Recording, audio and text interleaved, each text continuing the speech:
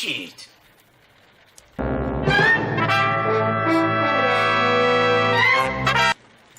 Ninja? Ninja! Ninja!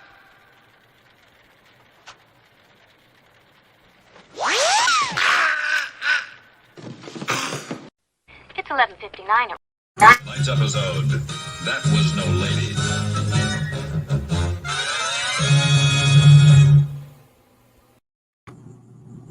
Boom, nobody showed up today, so there's no advanced conversation on 2A this evening after the Gun Rights Policy Conference. I guess that's what's happening. So I guess we warn everybody out. Having a conversation earlier during the conference, and now no one's available to show up after the fact. I sent out a link to quite a few people, see if anybody shows up. Got DJ chatted earlier. That was 2.5 hours ago, so we might not even have anybody watching live. So I guess we're gonna have the least active day of the Gun Rights Policy Conference. That's frustrating. All right, well, so this is the boring part where you have to be live for a little while, where people figure out, like, oh crap, we're still having a show on the day of the Gun Rights Policy Conference, even though there's still going to be more Gun Rights Policy Conference tomorrow. We're going to talk about it today. It's raining here, so we got that going. Goal of this show is to create a place, ironically, like the evening chats at the Gun Rights Policy Conference. Since the Gun Rights Policy Conference now for 2 years has been held virtually, there is no place to hang out at the Gun Rights Policy Conference. I'm not aware of any place that is being made available. If there is, I'm not invited to that. So we're creating a place each Saturday so that we don't have to wait for once a year to have enough, so that we don't have to have another show focused on the news of the day, whatever the mainstream media decides to tell us to be worried about.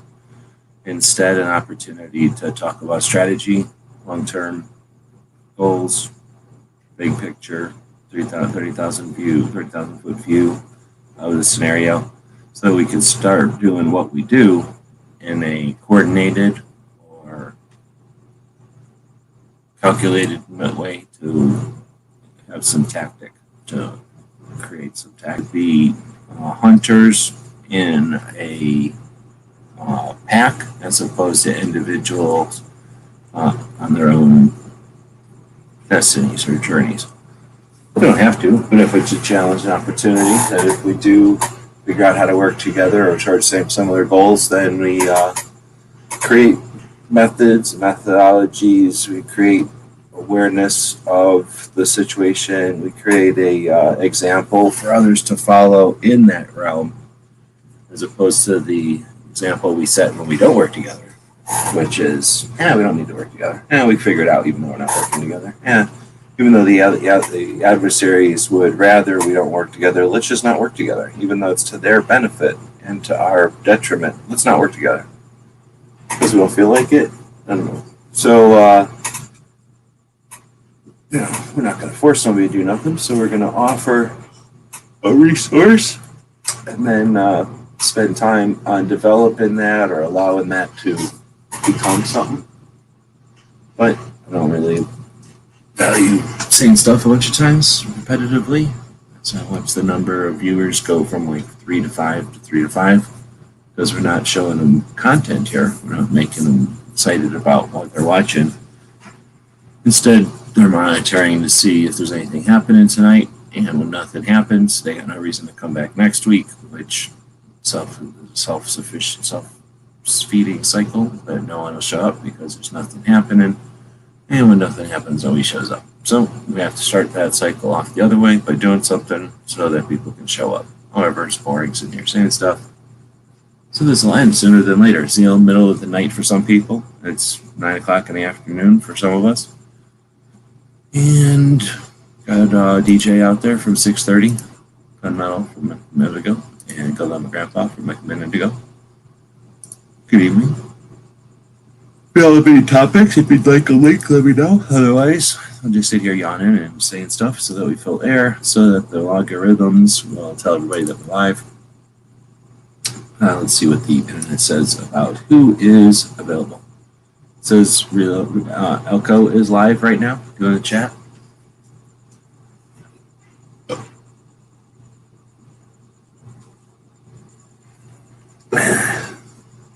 So we got 2021 Gun Rights Policy Conference, Part 1, 11 hours ago, 1,700 views. Gun Rights Policy Conference, Part 2, 9 hours ago, so just a couple hours less, 570 views. So 1/5 the views. Sucker joined me right here. And then Part 3, 7 hours ago, 479 views. I don't know if you heard that. The first section got 1,700 views. Second section, 570 views. Third section, 479 views.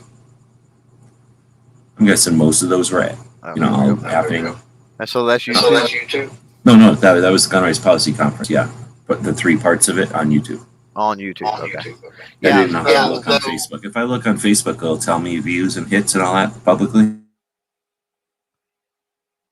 Yeah, I don't know. Yeah, I mean, I don't remember. yeah, I don't know. I don't know if it will or not. Sometimes Facebook doesn't like to show, or sometimes they probably let you toggle. And some people are probably embarrassed with a low number, or what they consider a low number, so they might not turn it on. Yeah.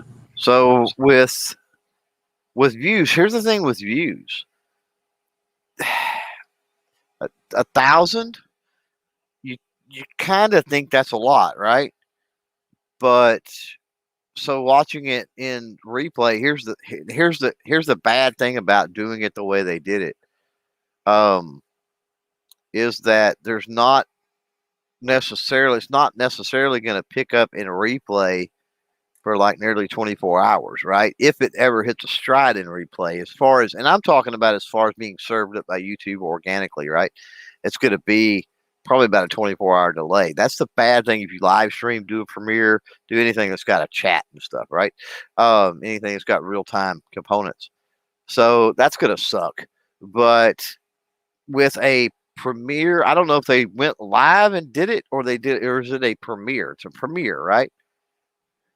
Yeah, it's just a bunch of videos that they posted that are really long. Just premiere.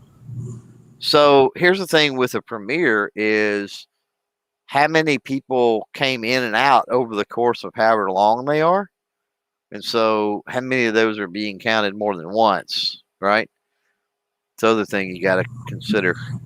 Yeah, I don't know. And the thing is, even though it might go, oh, well, it's smart enough to go if you went to the bathroom and came back, that's just one view. But if you went to your phone because you got to go in the backyard because the thing's an hour long, is that 2 views or is that 1 view? And then, all it takes is 300 people that log on twice to look like 600 people or even worse. I know if you look at your analytics, anytime you do a premiere or anytime it's got a live or real-time component to it, right? If you look in your analytics, you're looking for concurrent viewers, right? Your concurrent viewers is never the same as the raw view count. It never is. But I mean, added up to all together, did you say it dropped off? It went to what, 1,000? 1,700, 500, 470. So it dropped off and then. Oh. Okay. 1,700, 500, 470. Something like that. 570, 470. So the first one was 1,700. Yeah, 1,700. And I just look now. 1,700, 131 likes and 1 down.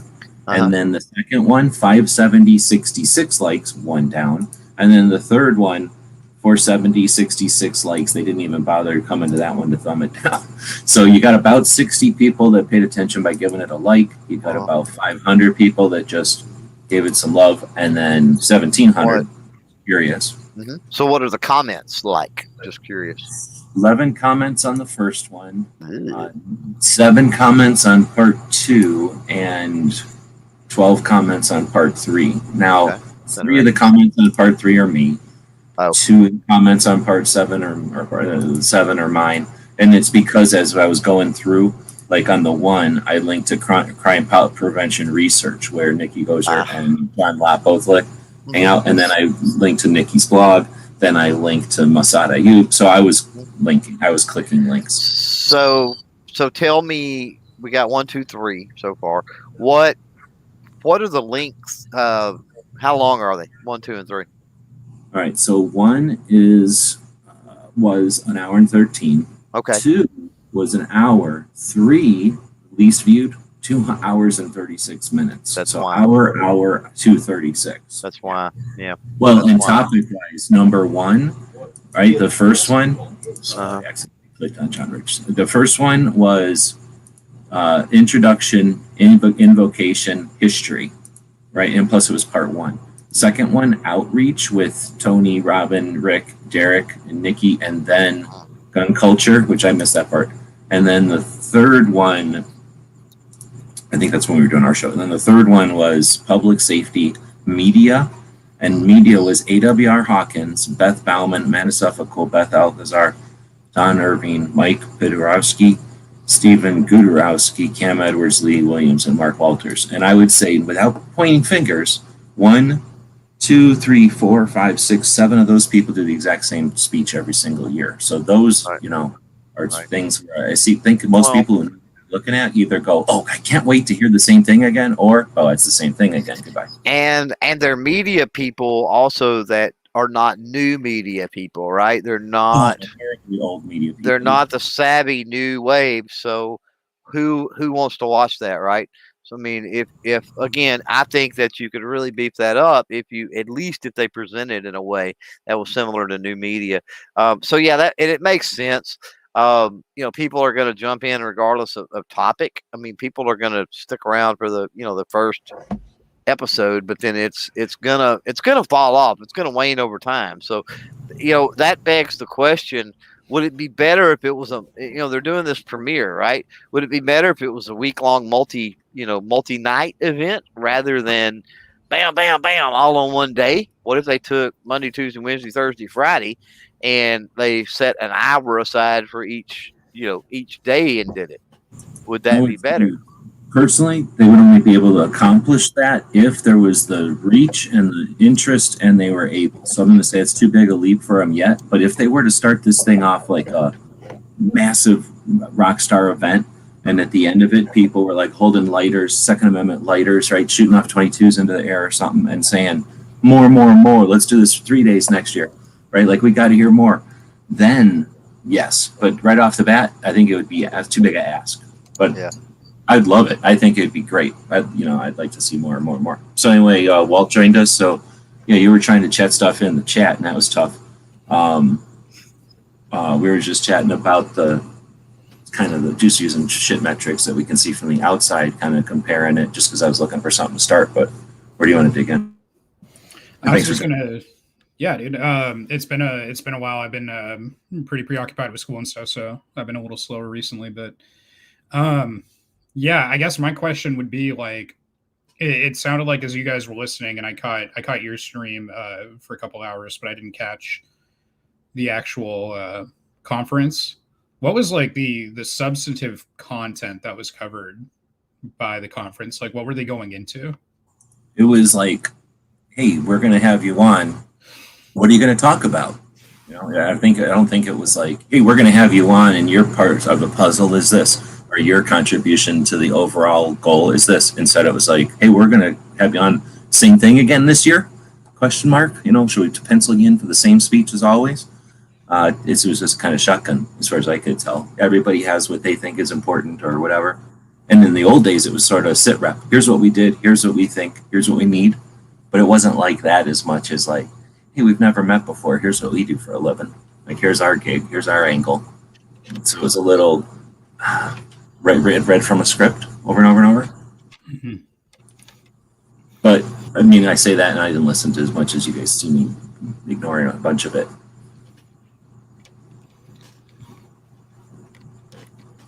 Yeah, so I don't think it was. It wasn't like this year it's, let's resist the ban on bump stocks, or this year let's make them pay for having 2 comment periods in a row. Like, let's hold them responsible for that. Or, hey, we got them against the ropes, so let's all talk about how we can accomplish XYZ. Nothing there. Do you think that it should be like that, or did you have a reason for the question? Or Yeah, I mean, I think that conferences like that aren't for the average person, right? Like when we talk about you're having the gun rights policy conference, right, or what have you, you're talking to people that are enthused in the space, activists, right? And you're going to be talking to those types. So being able to get down to brass tacks and meaningful practice, and this is what we want to do. This is the direction that we're seeing an opportunity for. We think it'd be great if everyone jumped on. This is why. This is the strategy. This is where you can play a role. This is how you can help. This is what you can tell people. That type of stuff, being able to identify that, to me would be really valuable, right? Like finding these new opportunities and identifying them and broadcasting them out. If it's cliches and platitudes, then I don't know where we're going.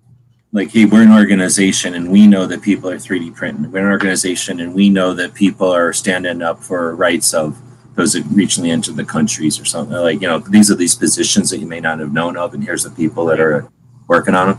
Yeah, like a true introduction and not a reintroduction.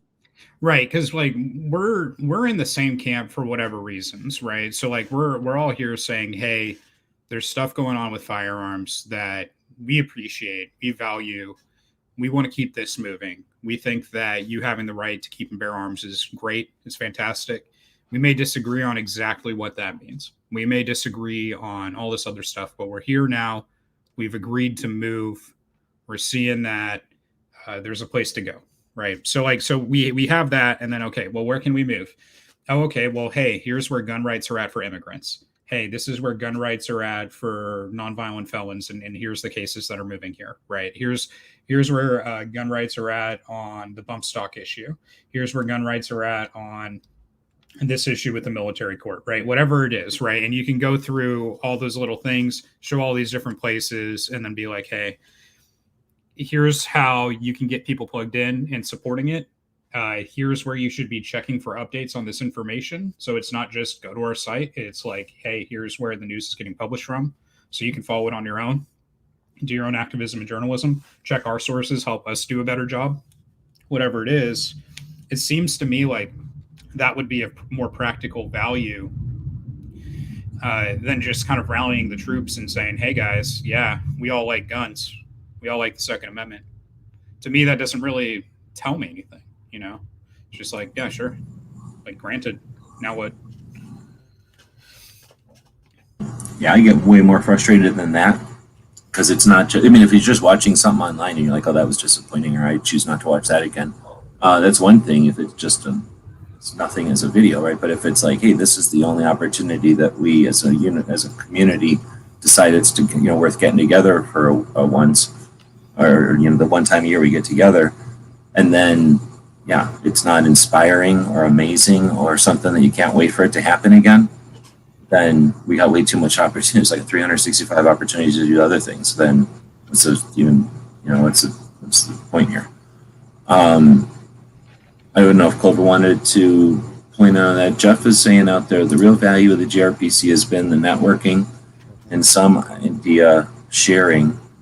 So you mean like sharing your views or sharing your projects or your whatever? When I first started going in 15, it seemed like that. It's obviously changing, and it needs to change, because what's the value of getting together to introduce ourselves, like sharing our ideas? We should be, everybody should be aware of each other's ideas. That's the time to do the things you can't do in these kind of conversations. That's the networking part, or the, facilitating that part of it.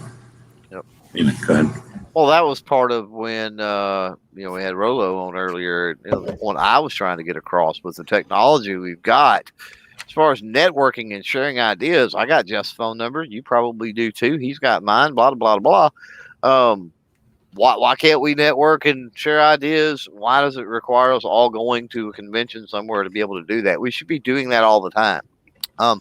That being said, I understand what Jeff's saying, because I definitely experienced that in 2019, and it was amazing. And the personal being there, having those personal conversations is amazing as well. And I get but there's a difference between, okay, it's amazing, and does it have to be done this way? And the answer to the latter is, of course, no. There was another thing before you jumped in that I was going to bring up. Let me interrupt you. I was gonna say. Oh, what I was going to say to his point of the networking and the ideas, when you and I and Jeff and some others were out on the veranda patio area, I mean, that was amazing, but that was not, and conversations in the hallway I had, right, and stuff like that were amazing. Conversations out on the patio area or whatever, outside the doors of the smoking area was amazing. So a lot of the networking, idea sharing, and all that didn't actually happen from the speakers in the conference and what was going on in that ballroom anyway. Okay, go ahead.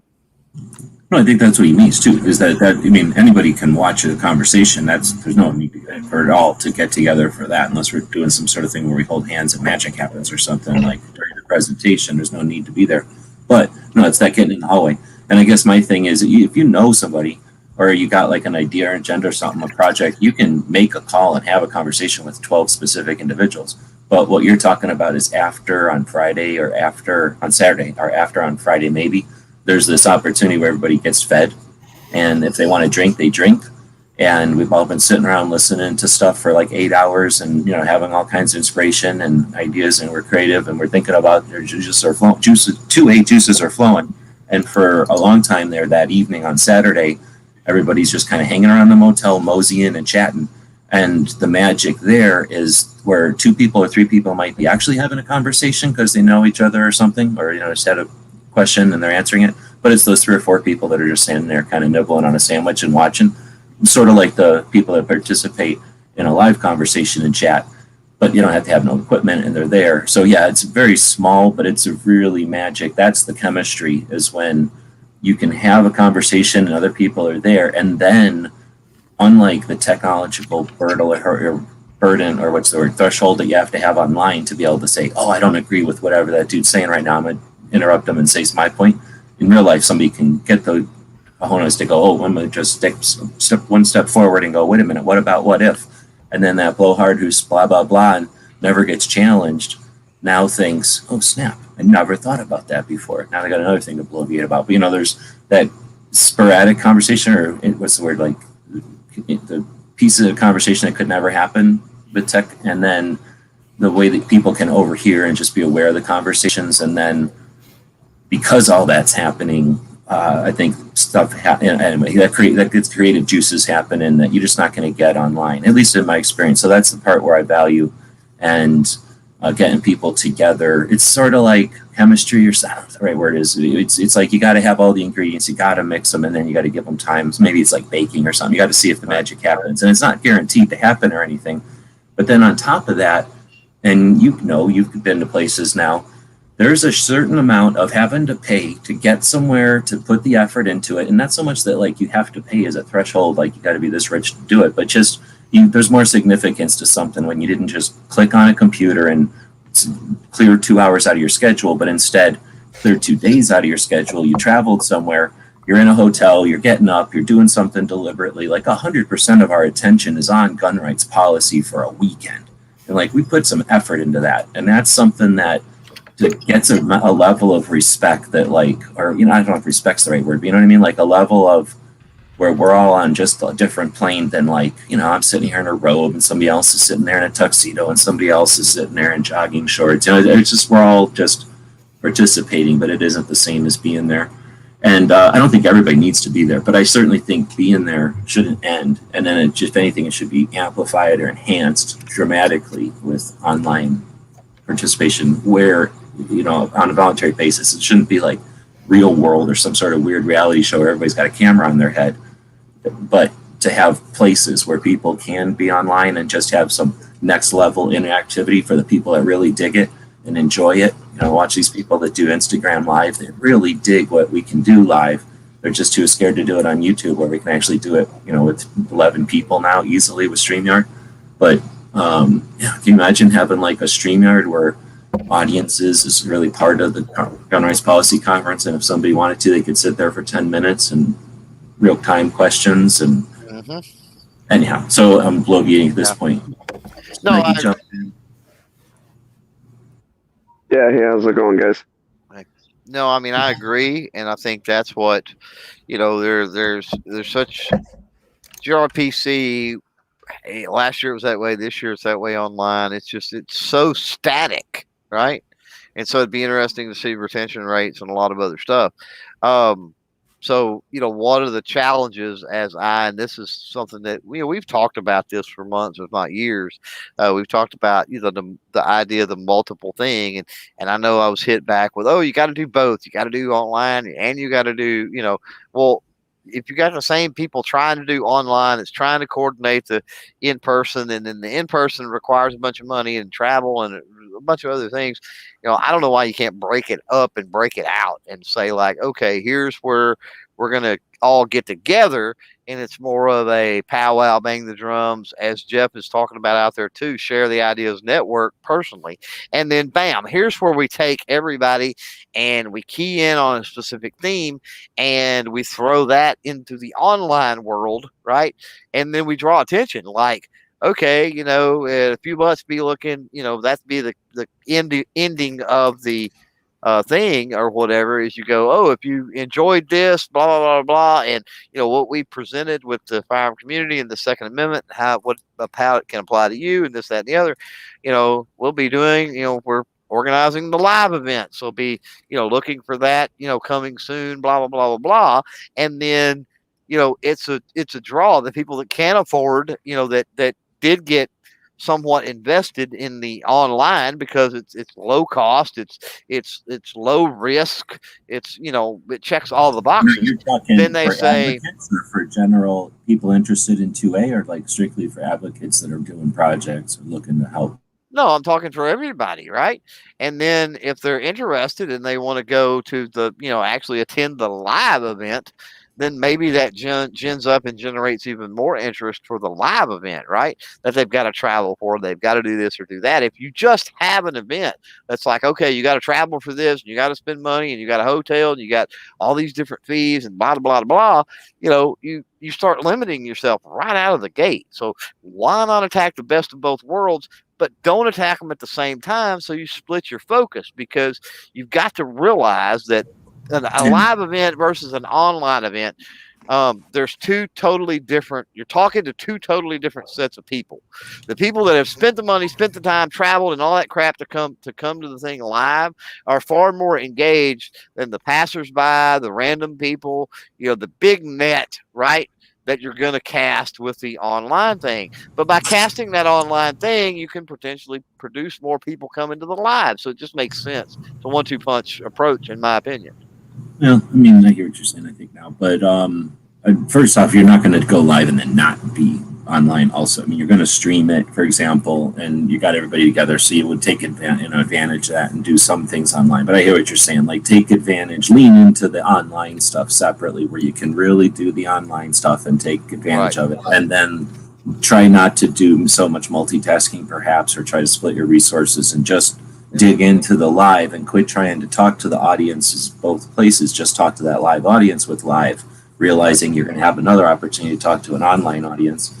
But and then the same way, like, this message is for the live people. You realize you're watching this, but then the live people aren't like, who are you talking to? Because you're not reaching us. We're here. We're the people that showed up. Because that's annoying. That's one of those things. You show up, you're there, and then they're like, you don't do enough for 2A. And they're like, oh, I'm talking to the general man. Like, fuck you. You're talking to people in this room. And we're doing way more than, we need to be scolded about it. So I hear what you're saying. I would just add, we're going to do both when you're together. I don't know. What do you guys think? I'll quit hogging the time. Do you guys think doing an online one separately is the way to go? Yeah, I think I think that that's precisely the issue with target audiences, right? And when you have these major events, it's a big product. So the urge here is to devote the product to hitting as many audiences as possible. Whenever you do that, the natural consequence is then to do what, right? Water down your message so that more people understand it. The reason you do that is so that all the groups that are invested gain something of value, but because now you're kind of casting the net a mile wide instead of a mile deep, right? You're not hitting that deeper ask of, say, that more studious or invested person, right, you're now hitting everybody. So everybody gets, it's like everybody gets a sample of the cookie instead of the whole meal, right? And if you're going there looking to get fed, I guess, just to use a, gee, you're growing on me. I'm picking up analogies left and right now. But if you're going to get fed, right, you probably want more than that little, bite of a cookie or whatever. You probably want, a 3-course meal. You probably want to have some real substance to your conversations. And yeah, you're not going to typically get that with major events like this unless they have something structured like breakout rooms or something where you're going offline and they're going to speak to a small class for 2 or 4 hours on a given topic. Like how fantastic would it be to get that 4-hour, hey, here's how FOIA requests work, and here's how you can request FOIA stuff. Here's some do's and don'ts for journalism, like type of stuff like John Crump does. Go in there and be like, here's how anyone can become the next John Crump, right? That type of thing would be fantastic for people to have a lot of access to, and probably something worth teaching at these conferences, because you have guys that cover more news and journalistic subjects. I think Clover's kind of an example where covering some major events, getting that commentary live. That type of thing's really cool. How cool would it be to be able to go deep on something like that? And hey, investigative journalism is not really my thing, but if someone wants to go into legal arguments and stuff like that, it's like, well, dang, that's where my education's going. I'd love to learn more about the legal history of Second Amendment court battles and what went right, what went wrong, what are the lessons learned, how are we selecting these cases, what are all these really deep details that are professional level, right? But that would be really helpful for me as a commentator on the back end, explaining things like strategy and making predictions and things like that as we go on. So there's lots of different things where people can kind of find their niche and that specialization of value, but it's not going to happen with the wide net cast of just, we got to rally the troops and make sure everybody likes gun rights. And I guess my final comment, kind of, this was getting to what I'm talking about today. And the past couple of days, is that I've been kind of mulling over that approach. Like right now, what we get is a lot of rah-rah for our rights, and we get this kind of chant of our rights, our rights, our rights. And what happens is that chant of our rights goes up against the chant of our kids, our kids, our kids, right? And it's our rights versus the lives of children. And then we wonder why the rhetoric isn't getting anywhere. And it's like, well, everyone's backed up into this place of what they consider fair, right? And you're not going to get treated unfairly, right? That's the F-bomb that stops conversations. So we get kind of hard locked into these cycles like that when we do continue just this very wide outreach instead of focusing narrowly on where we're skilled and developing the conversation further. And I think that impacts our rhetoric and a lot of the problems in a negative way. Whereas we could kind of try to flip the script on that and probably get more productive conversations overall. So I definitely like the way that you said that, the casting the wide net versus casting a deep net, because that's something that I've noticed. I've watched the last few GRPCs. I did go to one live when it was in Chicago, which was super fun and everything. But a pattern I've been seeing is everyone gets up there, they got their 5 minutes to talk, and yeah, you can only ever scratch the surface with that kind of time. You're like, oh, this is a thing that happened, blah blah blah. Okay, bye. And you're like, well, wait a minute, what? Like you said, what are some of the strategies? It's cool hearing about a certain court case that we won. Okay, cool. That's always makes you happy. That gives you hope. But I like how you said that. How did you do that? Because maybe there's someone that would like to know more, super in depth. Yeah, there's one really big example of a constant blunder that I see, right? Which is, gosh, and I don't want to dime this guy out as an individual because I think he means well. I think his heart's in the right place with wanting to preserve liberties, and I think that he wants to proactively go out and meet something he sees as an obligation to his country, which is all stuff that I love. I think that's fantastic, and I think that's the right way to kind of approach things in macro. But what this guy was doing was putting out a lot of bad information. He was telling people, in short, that the way to protest is to get a whole bunch of affidavits and mail them into whoever is going to see them. So mail them into Congress or mail them into the Senate or whatever. And then the misconception was that because you put it down in the affidavit, you've now changed what the law is. And it's like, well, an affidavit is just your testimony, you know. But we have people, and like we do have people that are loud and very outspoken and very confident in matters like this, and they'll adopt some of this kind of like sovereign citizen pseudo law without understanding what they're doing, right? So like in his case, there's this conflation of these different ideas of what law is and like legal philosophy, and then like how the black letter law, like the laws and codes written by the United States actually work. And then the solution is go pay for a whole bunch of classes so you learn how to do an affidavit, then go pay between like 35 to a couple $100 to get a statement notarized, and then go mail that first class, you know, or priority or whatever with your to get your certification back and everything.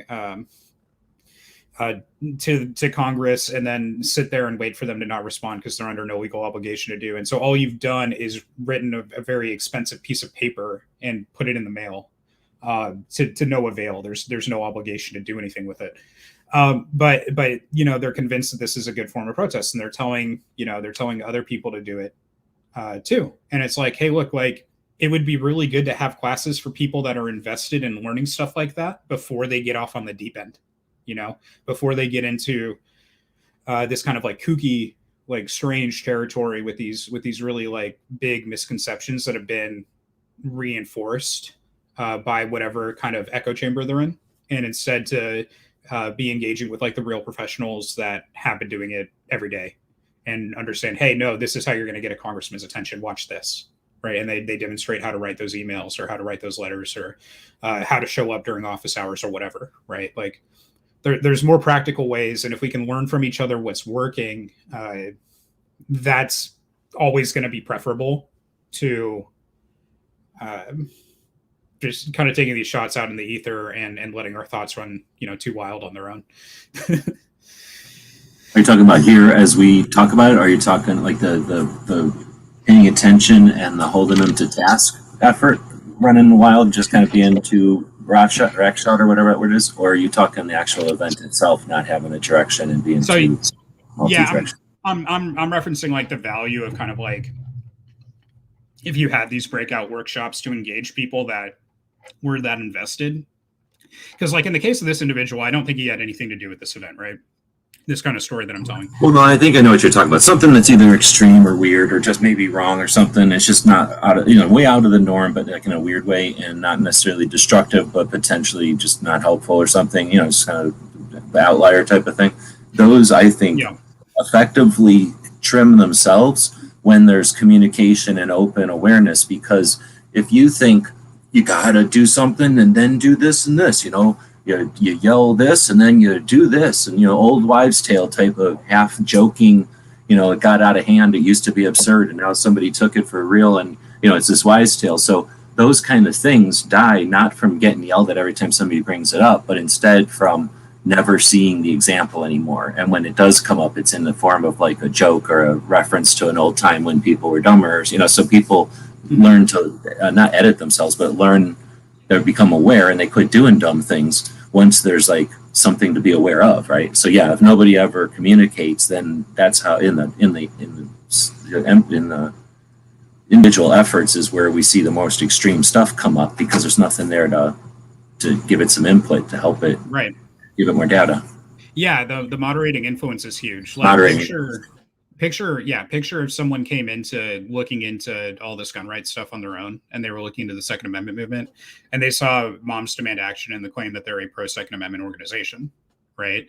And they just go, oh, okay, you know, and they check the box and that's on their list, right? Well, that's a perfectly understandable belief for someone to have if they're, you know, just entering this kind of, you know, space and discussion, right? But then like anyone who knows the debate is like, yeah, they're not really about the Second Amendment. They're not really about gun rights. They're not really about seeing a need here for firearms in our lives at all, right? Like they're not about any of the stuff that we're about. Like they shouldn't be on that list. We think that it's just straight up a false statement. How they understand the Second Amendment is not at all how we understand it, and here's our basis for that, right? But like if you're new, that type of error where someone just says something like that, so you take it for granted, needing to get checked, like yeah, that's like a real present need. So being able to have these sit downs with like experts that that can help people unpack these things and answer these questions, especially when they're investing that amount of time. It's like the buy-in's already there. All you got to do is close the gap and get them in. So I would hope that conferences like this do have some kind of breakout rooms where they can definitely dive in, because I think that type of thing helps a lot, and can definitely spare the community some embarrassment. Before we get too far in it, I wanted to throw some of my things that I put in as notes, just because I think they're more notes for the Gun Rights Policy Conference, and they may have something to do with what you guys are saying with this alternative or kind of separate type of thing. And I also wanted to ask Walt the poll that we ran earlier, and I'd asked Jeff out there, because Jeff Knox has a whole different opinion or point of view on this, I'm sure. But my question earlier when we were watching the thing live to the audience that was watching while we were all watching live, what is the GRPC for? And I left it kind of vague. Like, what's it for, though? Is it for, what was my alter? I think I had options. Is it for educating the general public? Is it for educating gun owners who are not necessarily 2A, but just gun owners? Is it for educating, or is it trying to get gun owners into activists? And I think, was it for activists? I forget what the four were, but what is the focus of gun rights policy? And I don't know if everyone took that the answer like should be or is, but that was my question, kind of vague. What is the Gun Rights Policy Conference? And I guess along with it, the other side of it, what should it be? If you were pointing it, what would our efforts best be used at? Maybe I'll ask that question and then I'll mention my points over there. So I don't know, Walt, do you have an answer for that one? I can give a very high level answer just because I didn't watch the conference yet. I caught some of the coverage that you did, and that's pretty much it. But from what I saw on the website and what little I caught, it seems like it's an event designed for gun rights activists. It doesn't seem to be hitting that scratch for a lot of people that were talking about it today. So I think it's designed to hit a very wide net of activists, which might just be people that are looking to invest a bit more into that discussion. And so it seems like that's what that event's about. And not to repeat everything I just said, but I think the value in that event would have been, okay, let's kind of show the man behind the curtain here. Let's see how the sausage is made a bit, right? And let's get down to brass tacks, like on this is what's going on. That's something that a lot of these activist groups don't do. Like even in the Moms Demand Action meetings that I've snuck into, right? They generally don't let too much of a peek behind the curtain. You have to talk to people for a while offline to kind of get like a deeper understanding of the strategy and things like that. But yeah, I mean, roughly speaking, that's kind of what I see it as. They're more like dissemination of information. They're not collaborative, organic, or I don't know what the words are, but like events that are meant for collaborative. Everybody, let us know what your resources are and where you want to grab on, and here's where we need effort. Like everybody's on board. They're more like, here's your marching orders. Here's what needs to be told. Here's your response. Like more, is it saying like that? I think that like if you were to compare Moms Demand Action to a lot of these gun rights groups, you'd notice a lot of the same trends as far as overall structure and activity. So like the difference is like, one, they don't do public meetings like here, right? So like the types of discussions that happen with like kind of the old guard here on YouTube, where we got a lot of people like popping up StreamYards and stuff late at night and stuff like that. I don't see that with Moms Demand Action at all. I get invites to Zoom calls and like random events that they're doing, and they'll other events that they find like super valuable to do. So like one that they sent me was it was something on like climate change, because that's an important cause to a lot of them. So they put out an email message for that to try to get people involved. They put out some stuff around Newsom's reelection and the Newsom recall, and I told him to kick rocks. then I'm like, So I don't like this, basically, but though, yeah, but like they're knowing they have volunteers, knowing they have people that want to do right, like youngins that are interested in showing up at a rally or writing somebody that want to see action or that still have ambition and want to see action. They're giving them like some exercise, like, hey, here's a place you might be interested in showing up here, or you might be interested in participating in this, be part of this. Yep. So yeah. So if you want to go jump in on an event, they'll have an event every couple of weeks or something that you can go do, either in person or online, or where you can go to email and talk to someone.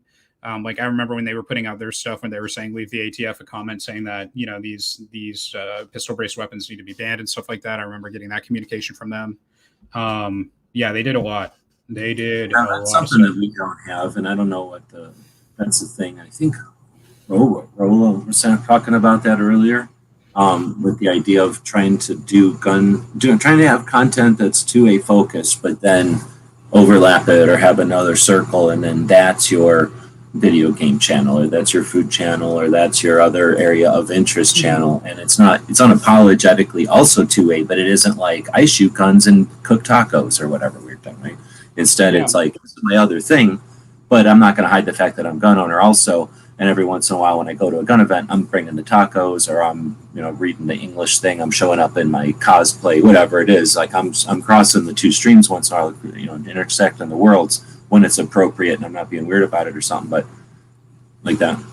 Yeah, they're oddly more substantive in some ways. So like they're like where we'll focus a lot on, like if you looked across like a lot of Second Amendment and like just people talking about guns, right? We're very focused on the kind of the consumerism side and like what's the right gear to get and what gear are they trying to ban and stuff like that. And so like a lot of our focus is there. Their focus seems to be more on like get that concrete behavior out. So like how am I going to how do I save lives from guns, right, is kind of the question that they'll frame. So okay, well, hey, there's this thing that you can do that will help stop gun violence. Okay, and then everybody just goes and does that because that's what's put out is this is helping the cause. Do you want to go participate? Yes or no? They grab whoever wants to and they go do it.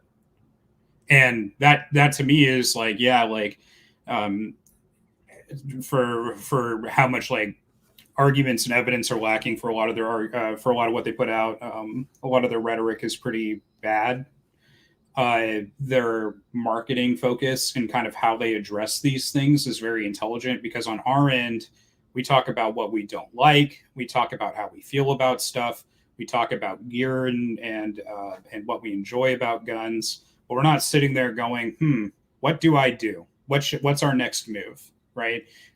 Okay. Now that we've seen that there's a good move here to do this. Okay. Now everybody here, I'm going to put this out. Everyone that can go do this, let's go do it. Like, we're not like that. We don't seem to be like that with most of our messaging. And at least when we are, it seems to be on like really big things with like ATF comment periods, at least for what I've been seeing. It hasn't been get out there and go demonstrate. It hasn't really been like a lot of that stuff. And it's not to say that doesn't happen in the Second Amendment community. I think it does. But like when I'm getting emails from I think like Second Amendment Foundation or Firearms Policy Coalition, I think mostly Firearms Policy Coalition. I don't want to drag Second Amendment Foundation into this, but when I get emails from Firearms Policy Coalition, it's asking me for money, right? Comparatively. And I get much less in the way of asking me for money from like Moms Demand Action. I get more of like, can you show up to this protest?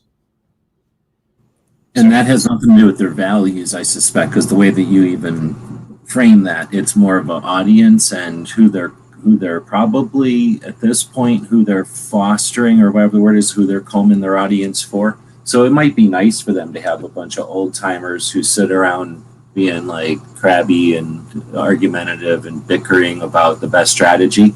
But like you said, they're not desperate for nothing. They got funding. So that part of it's covered and that's handy, but it's not, it's not like we can't balance that. But anyway, they got their funding covered. So more of it's strategy. And since it's top down instead of grassroots, it's not a bunch of people participating with ideas. It's like they participate knowing they're coming to a place that already has the ideas. They're coming to be part of a bigger thing, and they're having an opportunity there to be part of this bigger thing. And they're looking for their part in their role in the play. They're going to be given their script or their part in the orchestra. They're going to be given their music. and they're going to go practice it, and they're going to play their part, and they're going to be impressed that they were a couple of 3 notes in this big orchestra, and they should be, because that's satisfying. That's a thing to do. And if they feel that the orchestra is doing something, their part in it is valid, right? So they're not looking to be superheroes, and if they want to be, there's probably opportunities for some of them to be superheroes. So they facilitate that, right? We got organized. We, on the other hand, have a bunch of volunteers, and we don't have that leadership that takes a bunch of volunteers and goes, "Hey, let's all go over here. Does everybody agree? Go." And so, fucking around, they just go, let's get it. Or, hey, let's remember the flanks, and let's get up here, and let's remember watch our backs, and let's get up here. Thanks, to this group for watching our backs so well. They need a rest. Can somebody watch the back? Hey, we're getting whaled on in New Jersey. Can about 3 of you take care of that? Oh, we got too many people in New Jersey. Use that effort in Massachusetts. Thanks. Let's keep going. NFA's only 3 steps away. Or am I crazy? I mean, it's kind of part of it. And like when I was commenting on the stream earlier, and I was saying that individualism is kind of fighting against us, right? It's kind of like undoing our goals. It's kind of part of why, right? So like they're not dealing with things in like, I mean, they're kind of dealing with things in a collectivist paradigm, but they're not strictly that way, where it's just like there's one leader at the top that tells everybody what they're going to fucking do, right? Like they're more like, hey, look, like this is it.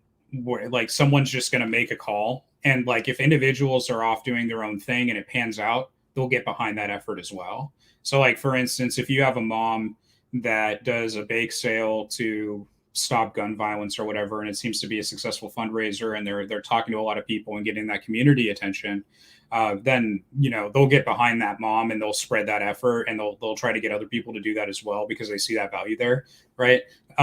Whereas on our end, it seems like we're not really willing to get that kind of activist organization out like that. We're so busy fighting battles in the courts and everything that the advocates for us are people that are focused on either lobbying or doing like court battles and things like that. And it's not this like really holistic effort where we're like, okay, this is where we're going to go take it to the streets. This is when we're going to show up and talk to the congressman. This is when we're going to do this. So they're a bit more flexible. Or like instead of, it's like and there's nobody that's like, okay, that's fine. Like, go ahead and do that. They're like, oh no, we're doing this over here. So either support us or I don't know what they think. Some of them are like, you either support us or you're against us. Some of them think like you support us or you're dead to us. You don't support us or, get back to us. And you're getting to the end of the line when you do get with, I mean, I don't know. Yeah, like their attitude is really positive. So like if I'm like, yeah, I can't really participate in that, I'm busy, right? Which is what I tell them most of the time because like I'm not going to sit there and whatever. Like I've barely been doing like Second Amendment stuff since I've had a lot of school just like creeping. But yeah, like it's always like everyone on the phone's been super polite with me. It's been like, oh man, yeah, it's cool. Like we got that, we just wanted to talk to you and touch base. Like, is this something that's important to you? Just kind of temperature check and stuff. It's like they're checking up on each other. And I felt like they've been nothing but respectful to me in that sense. And it's not that Second Amendment organizations haven't. It's just like when Second Amendment organizations are reaching out to me, it's not with a phone call, it's with an email, and it's with an email asking me for money. And I kind of look at that and I'm just like, well, like this makes me not want to donate to you, right? Because like all you're doing is fear mongering and then asking for cash, right? And it's like the reality is that there's loads of other stuff that I would like to do to help the cause here. I'd love to go talk to people and maybe do some street 2A stuff. I'd love to go and speak to my my city council or my county and try to set up like a sanctuary county, even if it's just a symbolic gesture or whatever. It's like there's loads of stuff I would love to do and that I would love to learn how to get the resources for and whatever. Where are the Second Amendment organizations for getting me those resources? Because if they're out there, I'm not seeing them. No, they're totally like, here's your grassroots workshop, or here's your grassroots toolkit. Here's your grassroots like community facilitation, blah, blah, blah. Why aren't they each? Where's each of their division of grassroots? Where's each of their, here's the workshop, and our workshop works with the other guy's workshop. So, we do it in an interesting way where if you want to use these two, it'll give you this feature and functionality. If you use these two, it offers this. If If you use all three, that might be too much, but it might be just perfect for if you're trying to do this thing. Or any individual one can do this perfectly. Take away this effort for you, or combine it with the efforts of a whole bunch of others. Yeah, why aren't we making things modular APIs for 2A? Like there should be API. Oh, you need the functionality of talking with government representatives? Oh, we pay for that at the national level. So here's your API. You've shown that you have a valid functionality that needs it or can be benefited. Click in. Now we're sharing resources. Of course, analytics, but yeah, let's not even get into really paying attention. If I cut you off there and went weird, let me know. But otherwise, no, I'm going to go back to the thing from before, but go ahead. No, like I think that's just it, right? Is that it's like, hey, we have a lot of people that want to get engaged, that want to figure out how to help, that want to figure out more of what they can do, more specifics on what they can do. Hey, show me what the right moves are, because the desire's there, the will to do the work is there.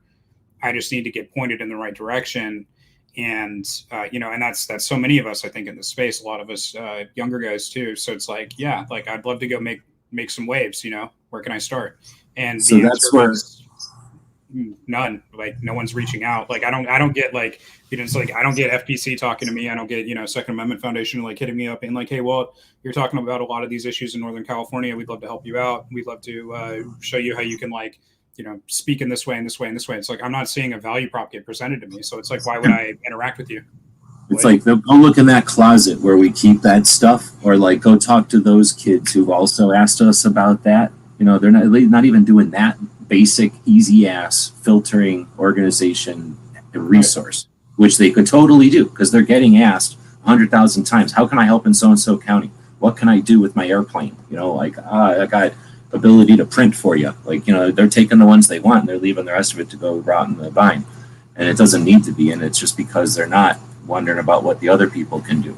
So let me get back to when you guys started. I had asked a question or something. Clover brought up the idea of the alternative online session, so that you're not trying to do both online and offline audience or fucking effort or something at the same time for GRPC.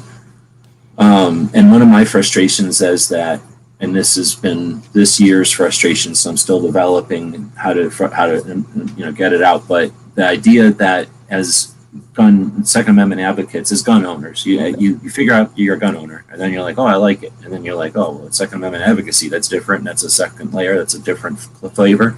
That's like you get to that next level. Now you're Second Amendment advocate, and then you want to do something about it, and you join a bunch of organizations, and you're like, okay, I guess the extent of doing something about it is getting bombarded with spam and paying for that, or the other option is to go nuts and be some sort of effort, super effort, put all my time into it and do something beyond whatever, like do something on my own. I have to go do something where, like you say, there's not you've been around for a while and now you want to do level 2. Here's level 2. It's up the stairs. You want to go level 2. It's outside. You bring your PT shorts tomorrow because it ain't the same as here.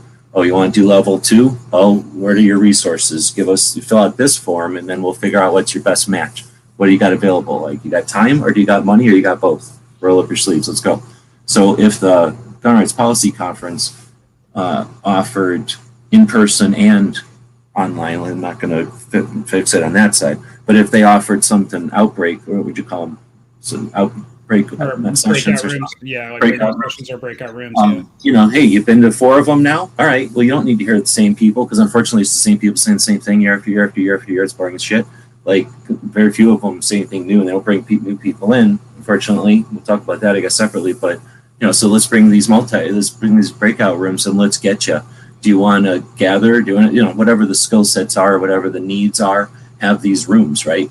And then boom, build skill set, develop resources over there. Come out as a participant in something. Maybe it's like recruiting rooms. Like, hey, this is what we need. Do you ever think that maybe you could be a data cruncher? Like, how fun it is. We sit around like comparing the sizes of our pen pocket pals or whatever they're all called.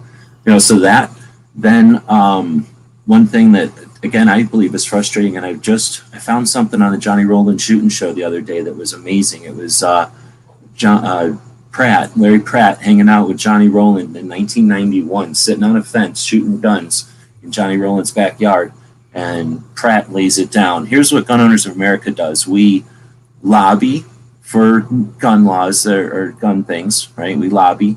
We facilitate lawsuits and damn it, I forgot him again. The third one was facilitate lawsuits and then follow the representatives and give them a scorecard. So he's like, those are the three, basically broke it down. Those are the three things we do. Those are our goals in Gun Owners of America. And, basically that's what they're still doing. So if you think of that's their what am I trying to say? Like that's their characteristics on the playing field. Where's Second Amendment Foundation in there? They send court cases through, they educate, and they facilitate gun rights policy conference or something. Maybe else that I'm missing, right? They publish a lot. Like there's things that they've done. They've spawned off multiple organizations, some still with them, some separate. FPC is one of them. What does FPC do? If you look at their About Us page or their goals, it's basically, and maybe I'm wrong, but it's basically we do legal stuff. We bring legal resources to tasks so people can have knowledge, like we educate about legal stuff. We comment and editorialize on current legal stuff so people are aware and know where to devote attention, and then they actually do the court cases, and they have a whole list of them, state level ones and federal level ones that they're working on in different angles, and they're pretty creative, outside the box thinkers legally, I think, like addressing things adjacent to Second Amendment often, right to property and speech and things like that. And if I understand that correctly, why don't we have some sort of, I don't know what to call it, but, I don't know if it's one of them diagrams with the circles or just some sort of a strategic diagram where we start seeing where our organizations are so that those people that want to create a new organization, which is just one element of people I've experienced over the years as in our community that are like, I desperately want to participate, but it has to be in an organization I create. Like I'll definitely participate to the best of my ability in an organization I was part of a founding member of. Like I've seen so many things like that where I don't care if we're doing the exact same thing as what other people have done before, we're going to do it different. It's going to have our name on it. We're going to be, I don't know if they're looking to be heroes or they just like the idea of like creating their own canoe and going out in their canoe. It doesn't have to be the best canoe or the fastest canoe. It's just their canoe. And I don't think that's invalid. I think you're allowed to do that. Sure, but I'm saying instead of just doing it and like, we made a canoe, and I'm getting drunk and coming back in. How about you participate in the overall bigger grand scheme of things? So, how do we as in the gun rights policy conference sort of thing, show that? Like, here's the map, here's the battlefield, and here's where new groups are coming in. Who wants to help them or work with them? Maybe there's something to be done there. They're in room 4, right? Like, here's this and here's the big strategies and blah, blah, blah. They're going to be speaking in half an hour, and here's their, something like that, where it's more of like strategy. I'm thinking like World War II strategy session where there's the big map on the wall, and you got Britain and France and U.S. and whoever, Navy, and all these different elements coming to the table and all gathering intel, contributing.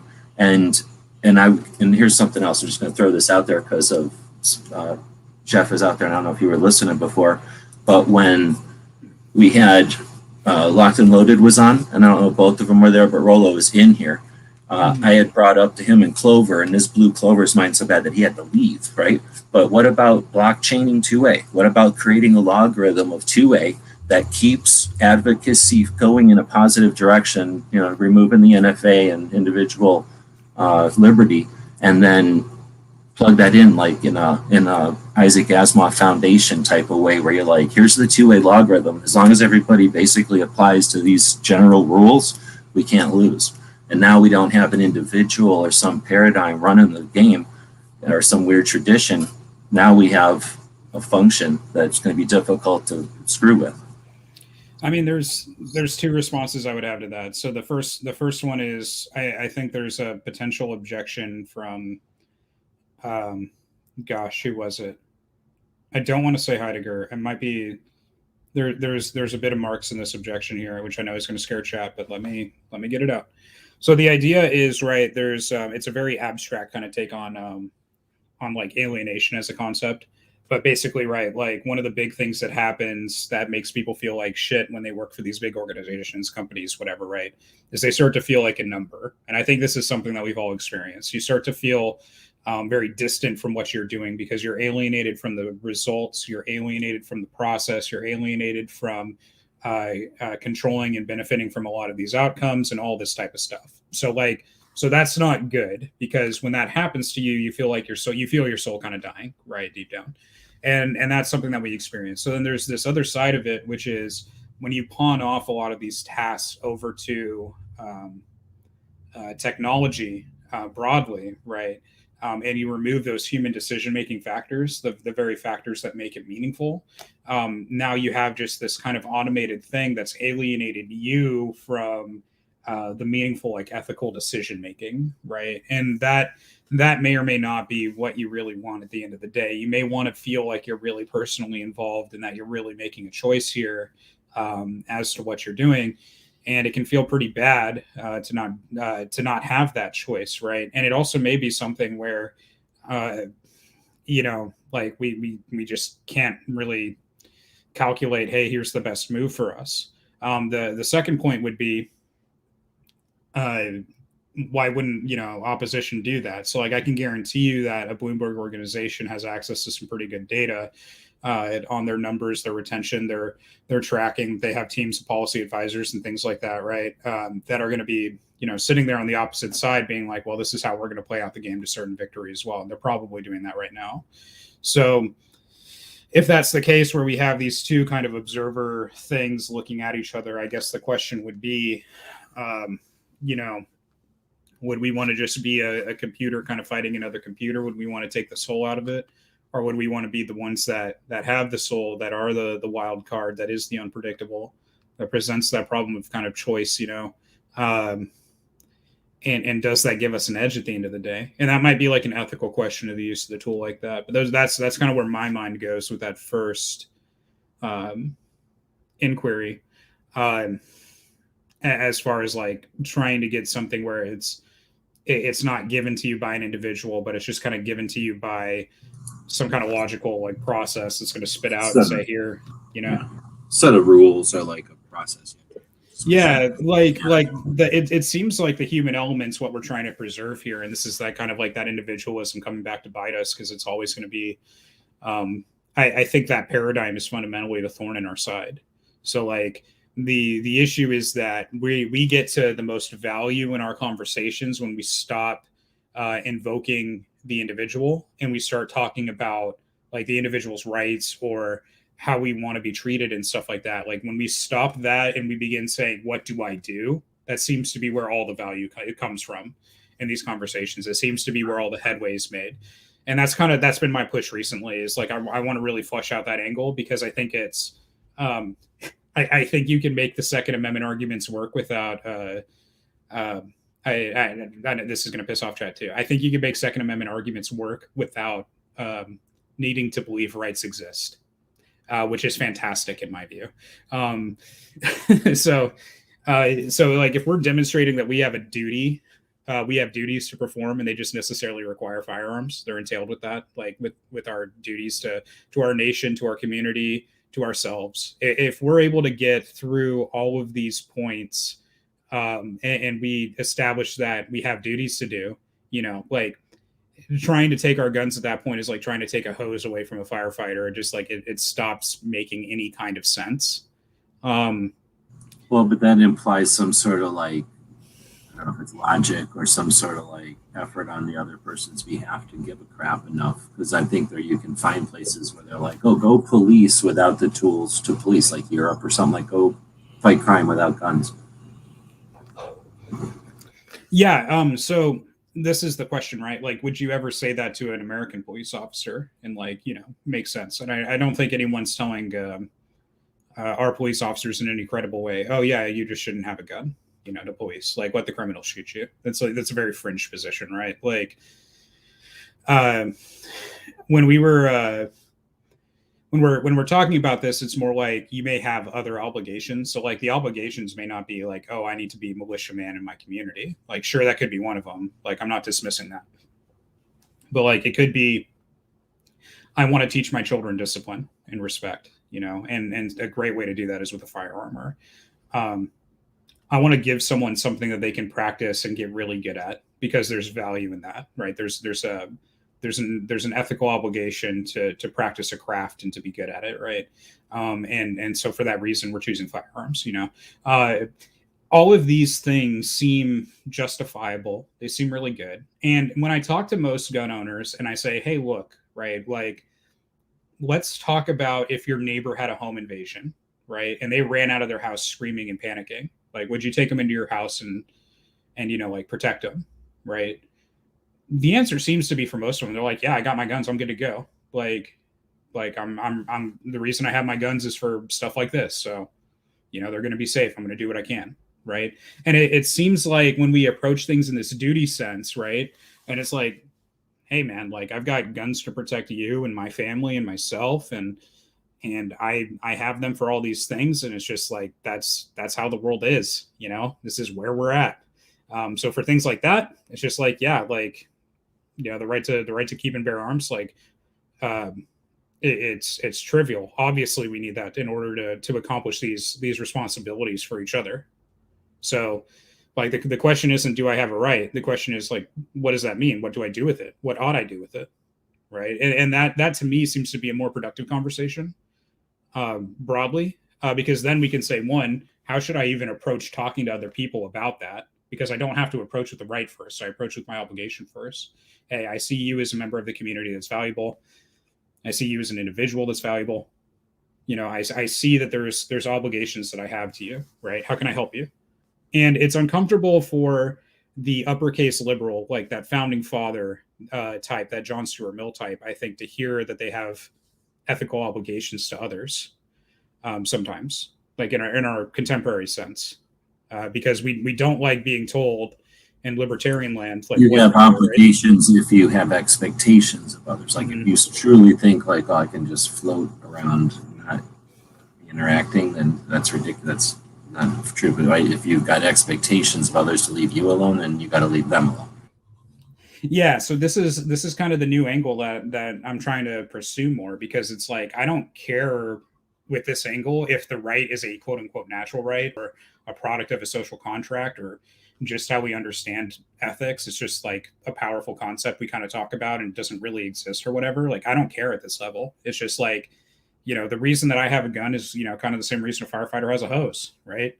It's because I have obligations and there's tools that I need to meet those obligations. You can't tell me sometimes a full fire hose ain't gonna work, and sometimes a damp towel ain't gonna work. It's not appropriate, and right, like so, fire extinguisher, is this level, and it has to do with immediacy and practicality of what works in real life and what I can hold, what I can get trained on, what I could expect a child or an untrained person to be able to deal. Yeah, exactly. Like there's a practical like rubber meeting road. It's not just like abstract philosophy land anymore, right? Like now it's like, okay, well, right, like. And I'd say then what's the consequence? One of the other shared consequences of everyone taking on that responsibility and the obligation they have on a fire extinguisher is that there's nobody throwing fire bombs around neighborhoods, because that would have very little effect. It would be useless. It would be an effort that would get them in trouble, and it wouldn't have the effect they wanted of burning down the neighborhood or causing chaos, because everyone is capable and willing to do whatever little thing is necessary, take a little bit of necessary effort for the contribution of shared good to that, right? There's some better way to say that, but that consequence of everyone having a fire extinguisher and taking on that obligation means that you live in a world where you're not susceptible to random acts of arsonists. Right, and it also gives you the ability to really bravely confront. And I like the kind of the framing of like this like courageous confrontation of the ultimate question being prompted by the traditionally anti side, right? So the question for them is like, okay, great, you have this right. Well, what about my kid's right to life? And it's like, well, really, that's not a useful question either. The useful question is, right, what is our duty to our children? So I have this firearm because I have duties to my community and to myself, to my family, my friends, all these people, and those duties aren't just protection. Those duties are enjoyment. Those duties are discipline. Those duties are respect and history and appreciation of all these important things in our lives. They're very deep, meaningful things that an obligation should be reflecting, right? So the It's a question now different is, world when individual liberty through firearm, an implement that keeps you separate from a bad person or a bad tyrant, right? That implement is kept in your home, and grandfather passes it down to granddaughter, passes it down to grandson, passes it down to granddaughter, is different than you go to the state and you look at through the glass at what your ancestors used to create this perfect state and now go back to the fields. yeah, and now like take that in mind and then go and say, okay, well, they're asking this question, right? So they're asking, well, what about the rights for my kids? And we say, I want to talk about my obligation to your kids. I want to talk about what I owe them. I owe them that protection. I owe them, right? That this is the ethical obligation I have to them as their members of my community, as their individuals, and I see them and recognize them as who they are and the value that they bring to the table. I owe them discipline. I owe them respect, and so there's a number of things that I do on my end to that end. So like I think like all of us as gun owners agree, hey, yeah, let's lock up our guns, right? That's a generally prudent thing to do, to be able to keep them locked up, secured, hidden in a way where they're not going to get stolen, whatever, to handle them safely, right? There's a number of obligations that we take on, right, as just being prudent gun owners that we do anyway, right? And no law is what really changes that for us. Like if you're locking up your guns only because of the law, like if that's the only reason that you have like some way of keeping your gun safe, so it's a little silly, right? Like we would prefer for you to just do that on your own without prompting. I don't think that like a law there is necessarily effective. Like they're virtually unenforceable, and things like that. So we can say, okay, so there's this obligation. Okay, well, what about, and if we do this obligation, then what happens? Well, then, unauthorized access to my firearms, or an unintended user or an unsafe user gets them, this isn't an issue, right?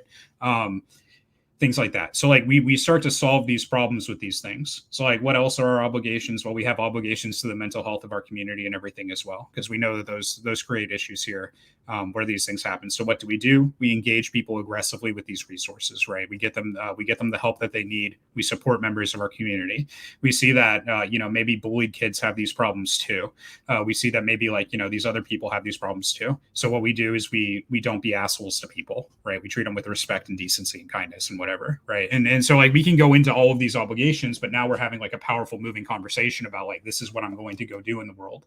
So the only thing that has to change is we just have to make sure that we do it. But when we have this conversation, in my opinion, it takes the wind out of the sails of so much of the anti kind of gibberish.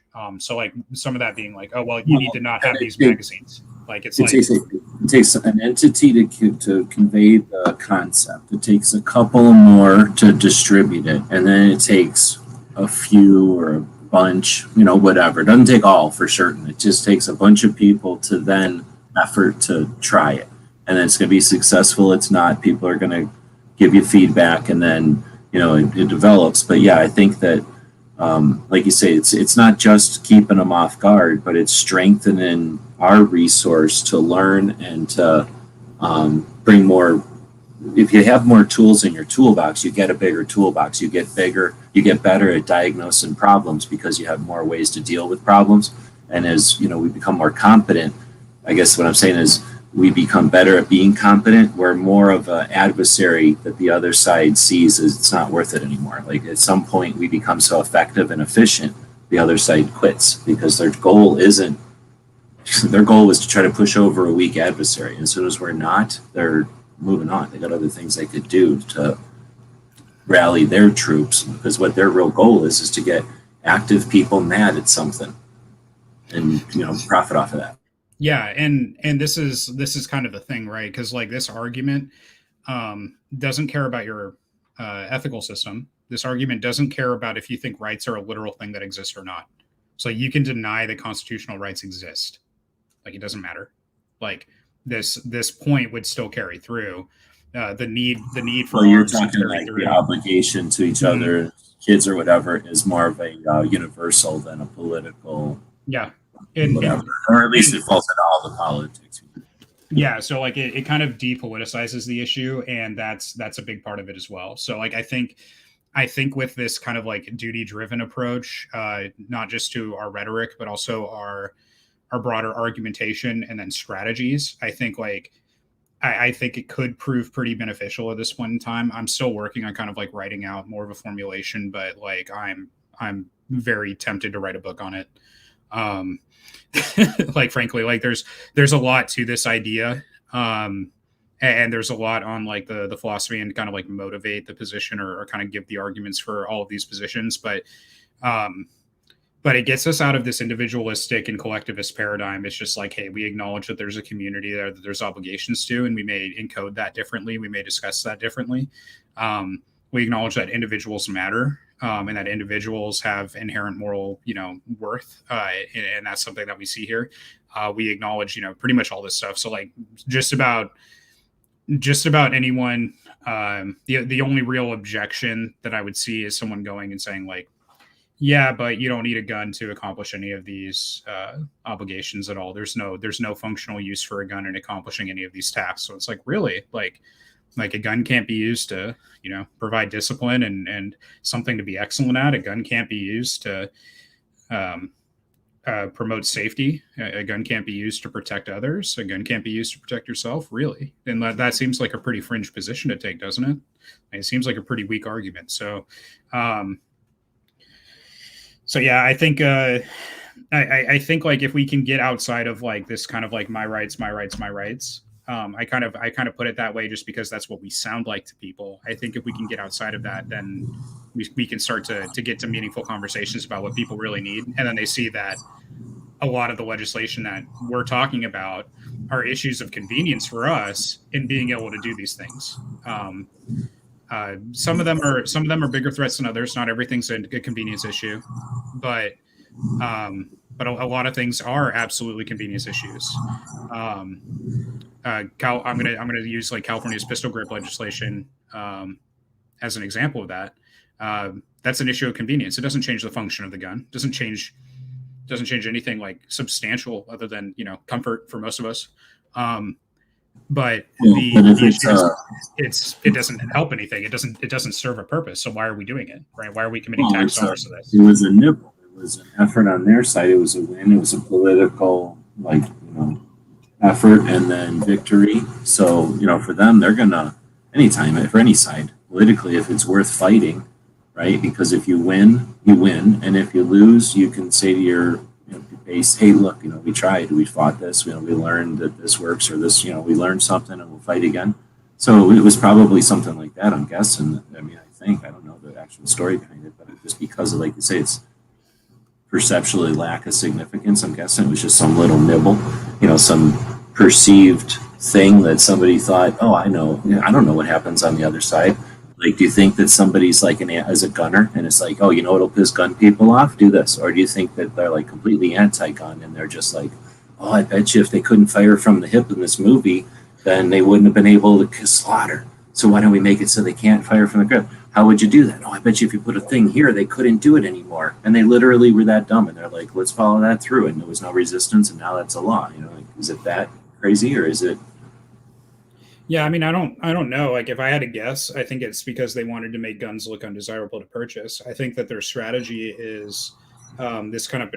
They like to use. Like they went to somebody and said, "What can we do that would piss people off? Like, what's the most annoying thing that's petty? Like, what can we do that's just sort of to piss them off, and we can get it through." Yep. So yeah, let's make it so that they can't grip their ARs like a normal, whatever. Let's make it really. And it's like. It's got to be something that isn't taking nothing away. It's got to be within these parameters so we can make it happen. And then again, if they lose, big deal. They tried and they still it's a win for their side. And if they don't win, if they lose, it's a win on our side too, because then the people on our side get to say, we stopped them from this petty infringement. Yeah. So that part of it's frustrating. And guess what? AR-15s are still remarkably popular in California and no one cares. And there's a bunch of people that don't comply with that legislation. And there's a whole lot of times that just doesn't get enforced at all. And when cops are enforcing it, it's because people are getting busted for, other things, right? Like they're getting busted for some massive, crazy, drug selling offense or getting in a shootout with a cop or something. That's why they're getting busted. It's not because comfortableness with non-compliance isn't healthy, right? That's just dependent on too many, factors that cause whatever. I don't think that's a good way to, it's better than an alternative where it's like Judge Dredd's life or something. But Yeah, like I guess my point on the compliance issue, right, is if you were to look at a scenario where people constantly have weapons but are non-compliant and don't care about the law or the regulations but continue to arm themselves anyway, why do they do that, right? And so I think one example of that could be the prison system, right? So if you look at prisons, right, you'll have all kinds of felons, convicts, whatever, and they're going to arm themselves with shanks because they see obligations constantly. They see obligations to their cellmates, to themselves, things like that, to where they need to be able to defend themselves. They can get busted, they can get thrown in the hole, they can get a couple weeks of privileges removed or whatever. They're going to keep doing it. They don't care, and it's not just because they're criminals. Right. It's literally, this is the situation in their life. And it's so real and practical to them that there's no question that they have that duty, regardless of what the law is. So like, if we were to extend that logic over here to us as like the law abiding gun owner, quote unquote, or to us. I think that's definitely a better way to approach it, because that gets you straight to like, well, no, seriously, it gets you straight to like, you don't get a choice. You got to either die or get stabbed a bunch of times. But until the other convicts know, like, that's one of the cells where guys can defend himself, aren't going to go in there and take his shoes or whatever they do, then like that's illustrates it, that you're going to have neighborhoods where if you're getting abused or if a lady's getting wailed on, she's either going to keep getting wailed on or she's not. And if the law says she can't, she's going to do it against the law. She's going to have to not get wailed on against the law instead of with the law. Right. Otherwise, And hurt anyway. Right. And so like the point being, right, is that if the law interferes with our obligations, it seems like then we tend to ignore the law to go meet the obligation. So even if you were to disarm us, so what would we do? What would we immediately do? Like, I think every gun owner knows, like, right, if you got disarmed by the government, right, what are you immediately doing? It's like, well, I'm going to be comfortable with noncompliance, aren't I? Like if I have obligations, I need to protect my family, I need to do these things with firearms, and they're this important part of my life, and I see an ethical need for them. What am I going to do? I'm going to get them anyway. And that's where, like, functionally conversations at. And guess what? You can't even disarm us, right? Somewhere between 400 to 800 million guns in America. You're not going to disarm us. It's ridiculous. So, like at that level, it's kind of like, okay, so you understand what our behavior is going to be in light of whatever regulation you'd ever want to do, and you understand. They don't disarm. The goal is to make it so that it's a nuisance and a regulated thing, like machine guns, where it's just like very rare, and I think the goal would be to make it to where they're so expensive and hard to get that people treat them as antiques, and like a leaded car. Like, that's killing the planet, right? Because it's got leaded gas or whatever. You can still buy leaded gas. It's legal. You can still drive that car if you want. But good luck buying parts for it because it's so old and nobody, there's no popular and there's no parts being made. So it's going to ruin it if you keep using it. And once you do ruin it, then it doesn't matter anymore. You don't even need a law against leaded cars because now they don't exist anymore. And I think they think that, especially if you don't know what guns are, you think like, oh, if you shoot a gun too many times, it's going to wear out and then you don't have a gun anymore, right? Yeah, and it's like, it's not quite like, right, but yeah, like they, like, so there's this kind of like practical angle here that we can take, and then we can look at, and I think if we take a look at this lens and we say, okay, where does a machine gun fit into the duty lens, right? And we can say, okay, well, a machine gun is something that you can absolutely practice excellence in. There is proper form. There's a strategy. There's a method here. There's sport to be had with a machine gun. There's defensive applications to be had with automatic weapons that exist. I don't care what, Larry Vickers says. I don't care about like what, these other guys may say. The simple fact of the matter is that automatic fire does have both defensive and offensive functions, period, just like semi-automatic fire does. And those have a place and a time and a use. So is there a place and a time and a use and a justification for being able to own a fully automatic weapon? Absolutely. Like, and that justification is, in the I think the more libertarian side of this, or that more like, I'm saying libertarian, just so I don't confuse people with like the use of philosophical uppercase L liberalism, but that individualism, personal liberty focused person goes like, screw you. I don't want to justify any of my obligations to you. Fair enough in their perspective. But that justification does exist. As long as there's that application and there's a need and there's a duty to be met with it, then absolutely. I if I want to have one, then I'm gonna, have one ethically, and that's fine, right? So, so when we go back to our laws and we talk about what's the reason to deal with this in the law, then we have things like that. I think with like this kind of approach in addressing background check questions and things like that, I think the more prudent move with the background check system is to focus on criminal justice overall first. And this is just kind of a personal preference for me, because the failures of the criminal justice system seem to be most of our issues with the background check system for firearms. Seems to be like other issues within criminal justice, like people getting popped for dumb offenses, or being disqualified. There are people that are more, I think, extreme than me, where they never want background checks for anybody, period. And I don't know where you fall on that. Like, I don't know if you're for like violent felons being able to get out of prison and buy a firearm, or where you fall, like, or if nonviolence okay. But I think addressing the criminal justice system first may be a more practical kind of step for that. But I'm still kind of mulling over the background check side of like NFA stuff. Yeah, well, talking NFA stuff, that's different than just regular.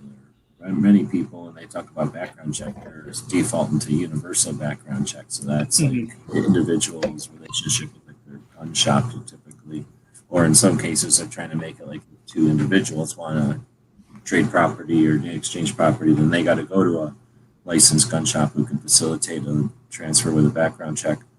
Yeah, I think that's theater. But if you're talking for the NFA stuff, it's a little different in that the person who's buying the firearm gets registered. The person has to go through a background check to be authorized to be the person in charge of that firearm that's registered.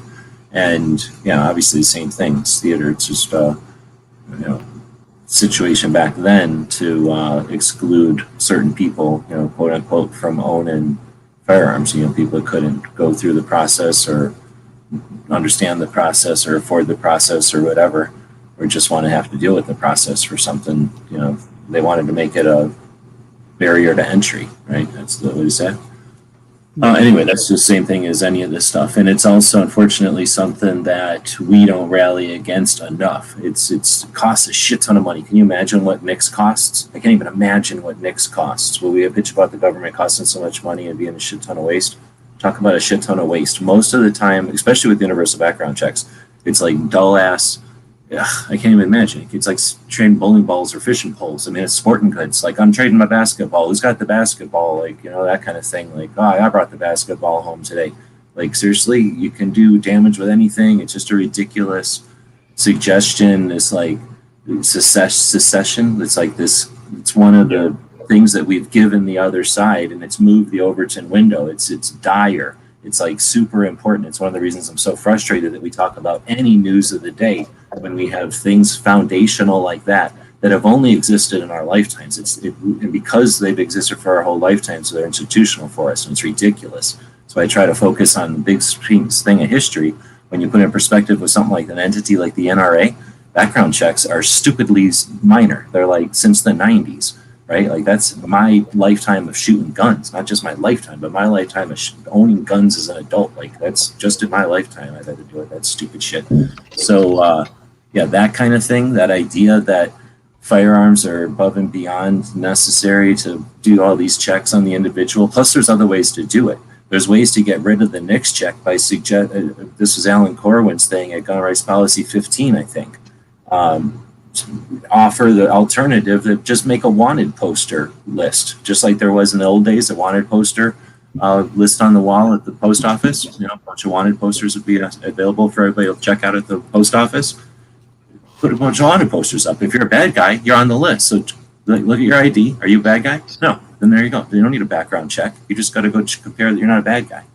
Is that what I want? No. But if you offer that to them as an alternative to NICS, you remove NICS. So you give them the bait and switch. Hey, let's think about some alternatives. Let's remove what we got now while we think about alternatives, and then never accept an alternative because it's all ridiculous theater. But the idea that the state should be all powerful and be able to decide who's competent and who should and shouldn't. I don't want to live in that state. No. and it's unnecessary. There's way too many guns in the world, and there's way too much time precedent. That's the word I was looking for earlier. There's way too much precedent for as many guns as there are, and as many opportunities for bad negligence, hate, blah blah blah, everything horrible with guns. Yeah, well, where's the precedent? We have a lot of people armed to the teeth. Where's the precedent? That, like that stupid meme says, an old poster, an old bumper sticker. With as many guns and ammo as we got in this country, if gun owners were a problem, you'd certainly fucking know it. And that ain't the thing. In fact, we're wasting our time conceding with NICS, dealing with it, because so many of us now have CCWs, so we don't even pass NICS, and we have to deal with NICS, so it's out of sight, out of mind. And that theater that keeps the impression that guns are bad.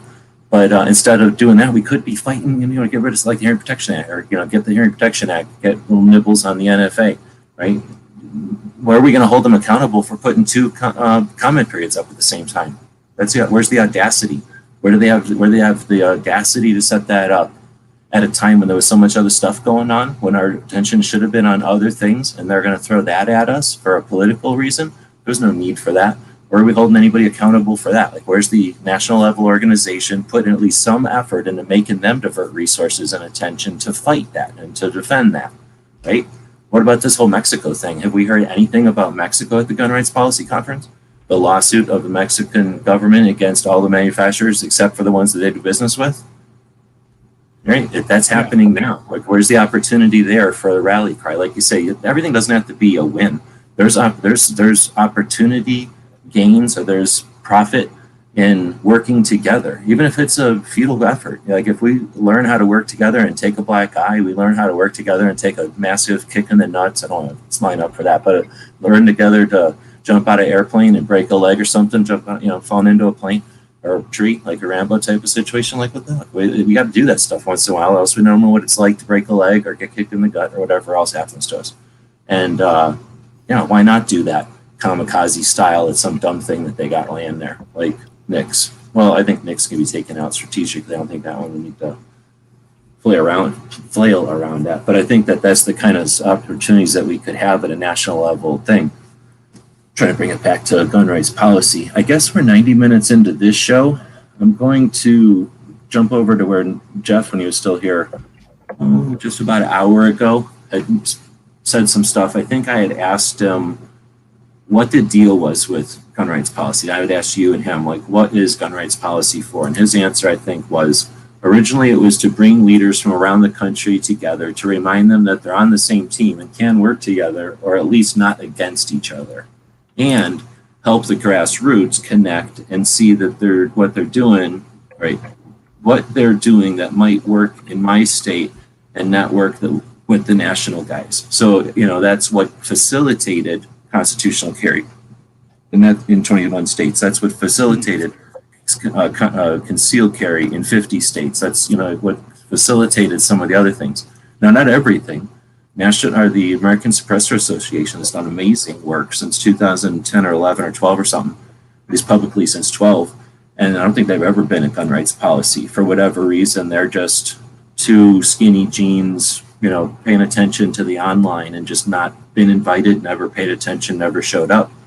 Some of the other organizations, FPC, I don't know what their relationship has been, but they don't make a big appearance there. They're not, Craig's there and stuff. It's not like they're not there.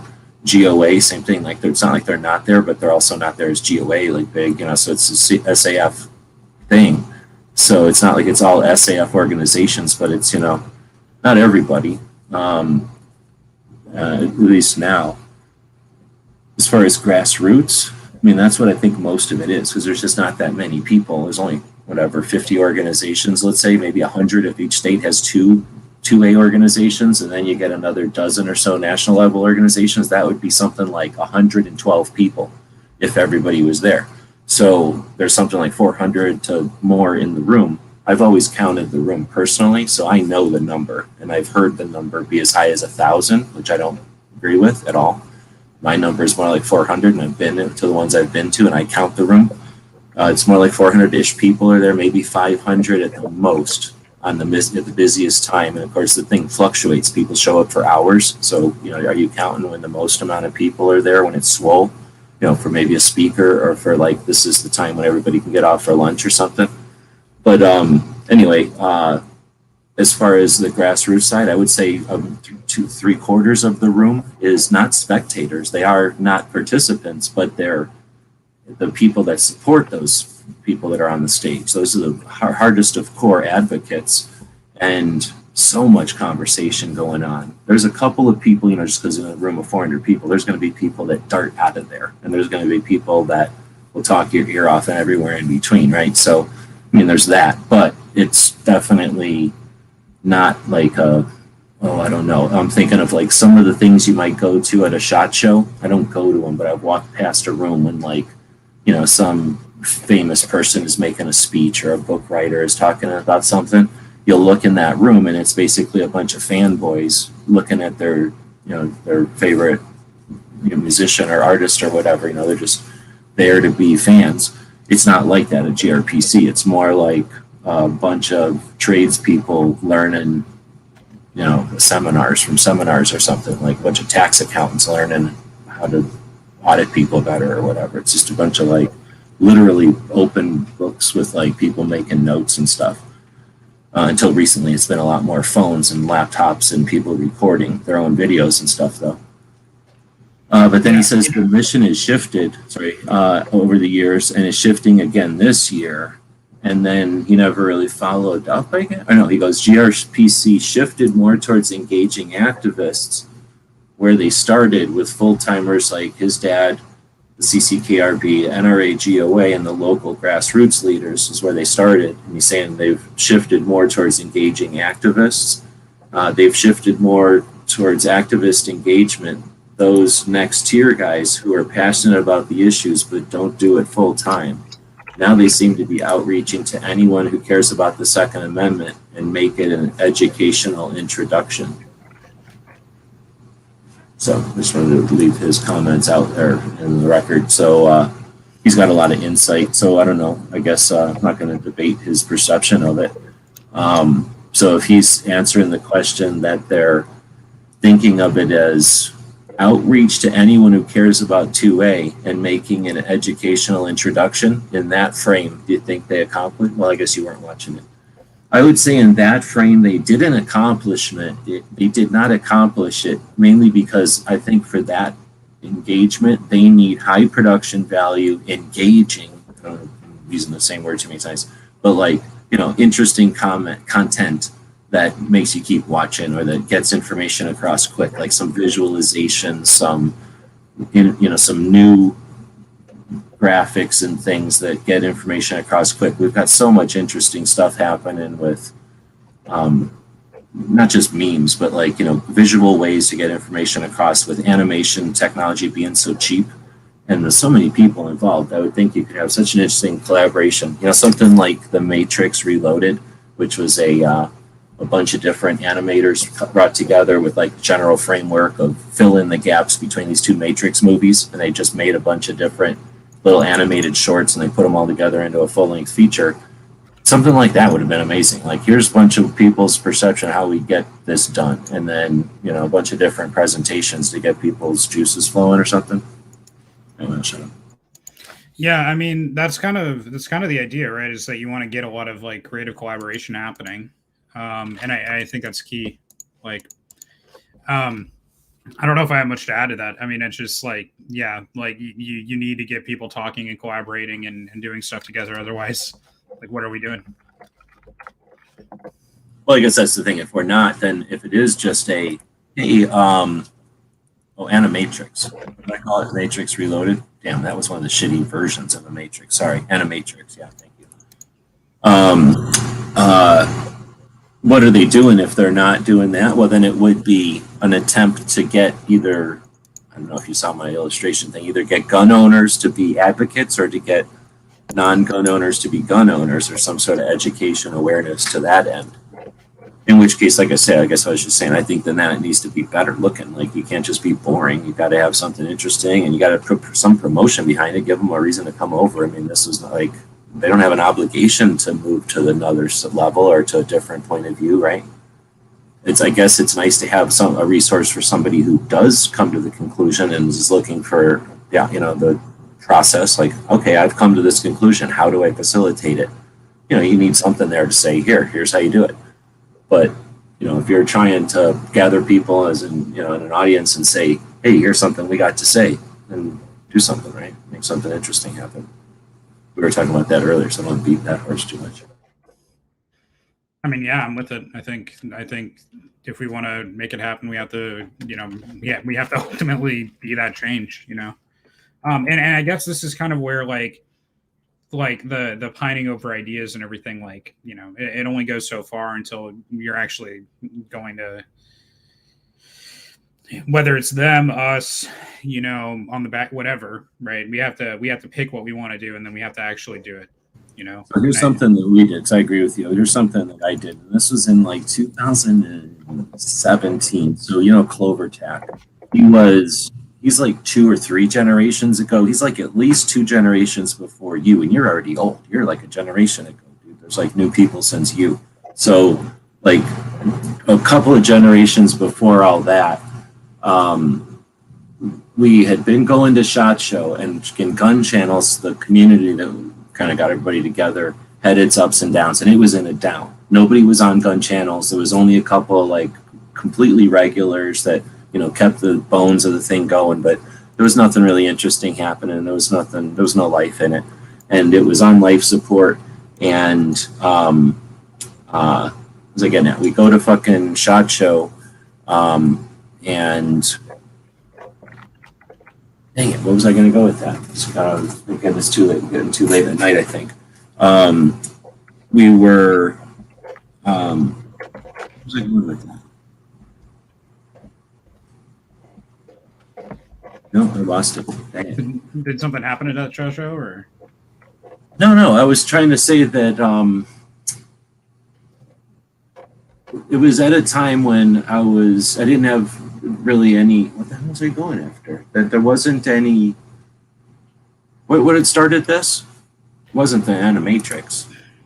No, it wasn't Animatrix. We were talking about like creative solutions and being able to get people together. It's been kind of the same overall note from the night. Yeah. Yeah, I had said that there's only so much feedback I can give there. I mean, it just seems like it makes sense to me. You said that you're right, and then you kind of went off into this thing. Yeah. I guess it's getting late. So basically, I was right. I was going to solve 2A there, but I lost it, and it's the fault of the people that make it boring. It should be good and fun, and we got the potential for that, I think. Yeah, I can't remember what the hell I was going. It wasn't like all that interesting, I guess, maybe. I don't know what the hell got me spun off on something that's just getting late, I guess. With that, though, I don't know. I imagine if we just keep going live forever, people will keep rolling in and rolling out. But the goal here on this show is to advance the 2A conversation. One of my frustrations is that we don't have a place for people to go if you're an activist and you're motivated, but you're not necessarily XYZ, or you're not a content creator making your own thing or whatever, and you don't just feel satisfied with whatever options are out there. I just want to see the would like to see the conversation evolve.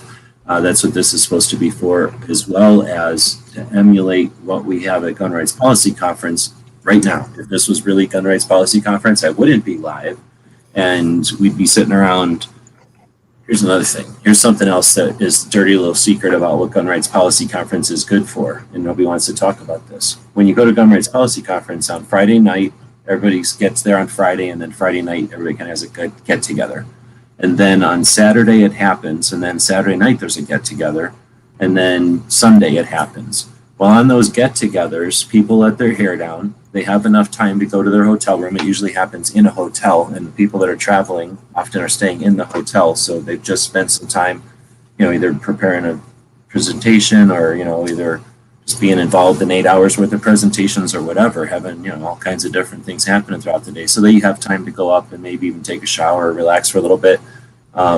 Maybe have time to go eat. I don't know why you would, because then we all get together and eat. There's like a actual meal and kind of buffet style, and you can eat as much as you want or as little as you want, and there's drinks and that kind of thing.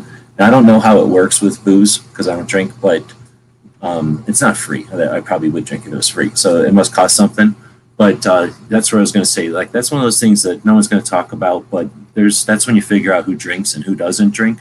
And I don't know that it matters all that much, but there's people that are effective, and there's people that ain't. There's people that just, as soon as they get, oh, it's time off, bang, like whistle blows and boom, they got a beer or more in their hand and they're just going, like they're drinking. So some of the time, at least for me, it's like, oh, okay, there's people who are out there that are doing their thing, and I don't know how they do it, because you know what I'm saying? They're doing stuff. It's just that, like, holy moly, like I'm not interested in just having a conversation with somebody who's 3 sheets to it and is just saying the same fucking thing over again. And when there's 3 or 4 people that are 3 sheets into the wind, is that how you say it? They're just saying the same thing over and over again, and they're just happy to be saying it. It's like a polar bear kicking around a bucket, and they're just super happy to be doing it. But you know what I'm saying? Like, it's not really all that entertaining, and there's no work getting done. But now you can walk 6 feet a different direction, and you can watch a new organization be created, or you know, the concept for collaboration that's really interesting, or stuff like that. I mean, there's all kinds of good stuff happening. But am I allowed to say that? You learn who to stay clear of. At least for me, I've learned a lot just from walking around and being like, okay, you didn't take very long to get to where, like, you know, you're drinking, like, from 4 feet away. And I'm not saying that's a bad thing for everybody, but, you know what I'm saying? Or maybe I am. Like, what the fuck? Some people just get soused, and it's like, what the hell? Like, really? You're running an organization, you can't even wait 15 minutes in a national level thing to get 3 sheets? Am I saying the right words? Like, you know, just drunk. Is that PC? Am I allowed to talk about people getting drunk? I'm not saying who it is. I mean, I've had one employer that I worked for, and I won't name them, but one employer where drinking was the policy, and it would be about like once a month on a Friday on the workday, everyone would get sloshed, right? And I was sitting there in a very compliance heavy position, right? And I remember just, I was the only one that didn't drink, and I didn't drink because I had work to do, you know, and we were expected to get the work done, and so people are going like, well, if you can't get your work done while drinking, what are you even doing? You know, like, how come you can't? You know, but I remember, like, I needed my boss to sign off on things, and I had things that, like, you know, that was the process, and I couldn't get a hold of anyone. And so for me, like, you know, there's a professional place to be able to have a drink and do some stuff, right? But there's also the other side of it where it's like, hey, you know what? This isn't actually helping anybody. This is counterproductive. It's not good. And why are we participating in this? Why are we doing this? And so I think that professional level of resentment for people that are drinking too much on the job, I think 1,000% I empathize. I'm not sure if it's resentment as much as like skeptical. Like, I understand why sometimes in a chat, because sometimes you get into a chat and maybe people are distracted, or maybe, you know, you never know what people's lives got going on, and they're trying to help out or trying to participate in something. Especially people that come in as like a resource, you know, that are answering a lot of questions and stuff. Anyway, don't even harp on it. Anyway, that's something that is a benefit of meeting, getting in together and stuff that is less tangible. Is that the right word? Yeah, no, I mean, like, yeah, I hear you. Like, you get to know like personalities and like what you can trust, and you know, what types of conversations you like and things like there's a lot of value you get out of it. Like, and I think to your point, dismissing that would be wrong, right? Like, and I think that's also why people are saying there's so much value in these backroom conversations. And now I remember what the hell my point was before, why I was harping about going to SHOT Show and blah, blah, blah, and why there was levels of gun channels and stuff. So at one of these times when Gun Channels was, again, a website, it was a community. I basically got in with a guy and we bought really expensive software that's like a bunch of shelves, and you can make it into anything. We made it into a community, and it's actually the same software that quite a few of the existing communities today use, because it's just super popular, strong software. So we bought the software, we made a community, we called it Gun Channels, and originally we didn't know what to do with it, so it eventually kind of evolved, I would say about 4 permutations before I eventually shut it off in 2020. So it lasted for 7 years. And originally it was because of YouTube had really created an interesting community, and it was probably my 4th or 5th major community I'd been involved with online. And I really enjoyed the online community at YouTube. You know, it just was a bunch of good people, and it was a very large community, and it wasn't in a forum, and it was very fun. It was really neat for a while there, from maybe 10 to 13.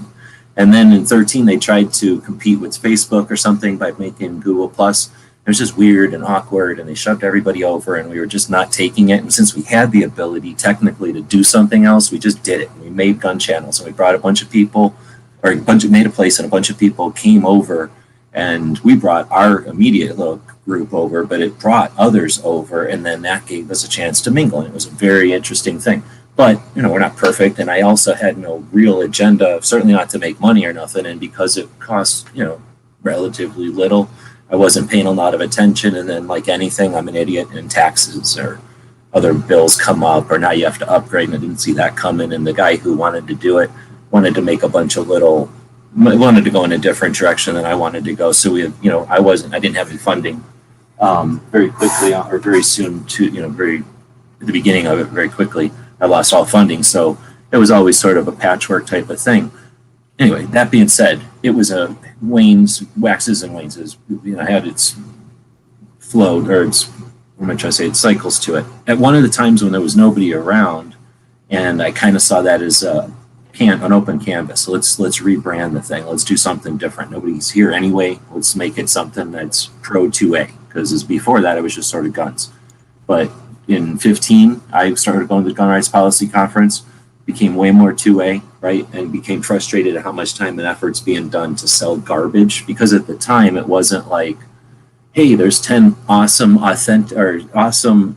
equivalent AR-15s. It was like, hey, there's a bottle opener, or like, here's a dumbass thing made in China with our brand on it, laser engraved. It was just very poor new products being created relatively compared to how much crap was being hawked on YouTube, and people were making a fortune hawking garbage, and it was just super boring. So I was thinking, how can we make something that's awesome, out of this gun channels thing? And anyway, so I started that effort, and somewhere in there we figured out, just again through failures or frustrations, that you're not going to be able to create something that's awesome. Like, I think you guys, who brought it up? Clover brought it up, to having the alternative online thing, so that you don't have to multitask Gun Rights Policy Conference, let Gun Rights Policy Conference do XYZ, and then do all the online versions of that in a separate thing. That concept, we probably had come up with some iteration of that, but then figured out that's very difficult to get everybody to give a shit. And it is, right? Like, unless it's established, nobody just gives a shit out of for something out of nowhere. That 2A rally was actually a pretty decent effort at that. But anyway, so what we did come up with eventually is something called, this is what I'm getting to, the 2A Summit. And the idea was, everybody goes to SHOT Show, and it's the biggest event of the year for industry, but it's industry, and there's no real place there for 2A, and there probably shouldn't be, because it's an industry event. But at the same time, 2A should be included. It's just not focused on 2A, right? So how do you have something there to facilitate 2A, but not necessarily be, I don't know, like, a giant booth or something, because we couldn't afford that. So we figured, let's just get a hotel room at SHOT, and then have a place where 2A organizations can do all the stuff we do at night at Gun Rights Policy, except throughout the week at SHOT Show. We'll just create a room, or pay for a room in the building. You haven't been to SHOT Show yet, but it's in like the one convention center, and without even leaving the building, you can be in this one hotel. And it's an expensive hotel, so only like the fanciest fancy people go to that hotel.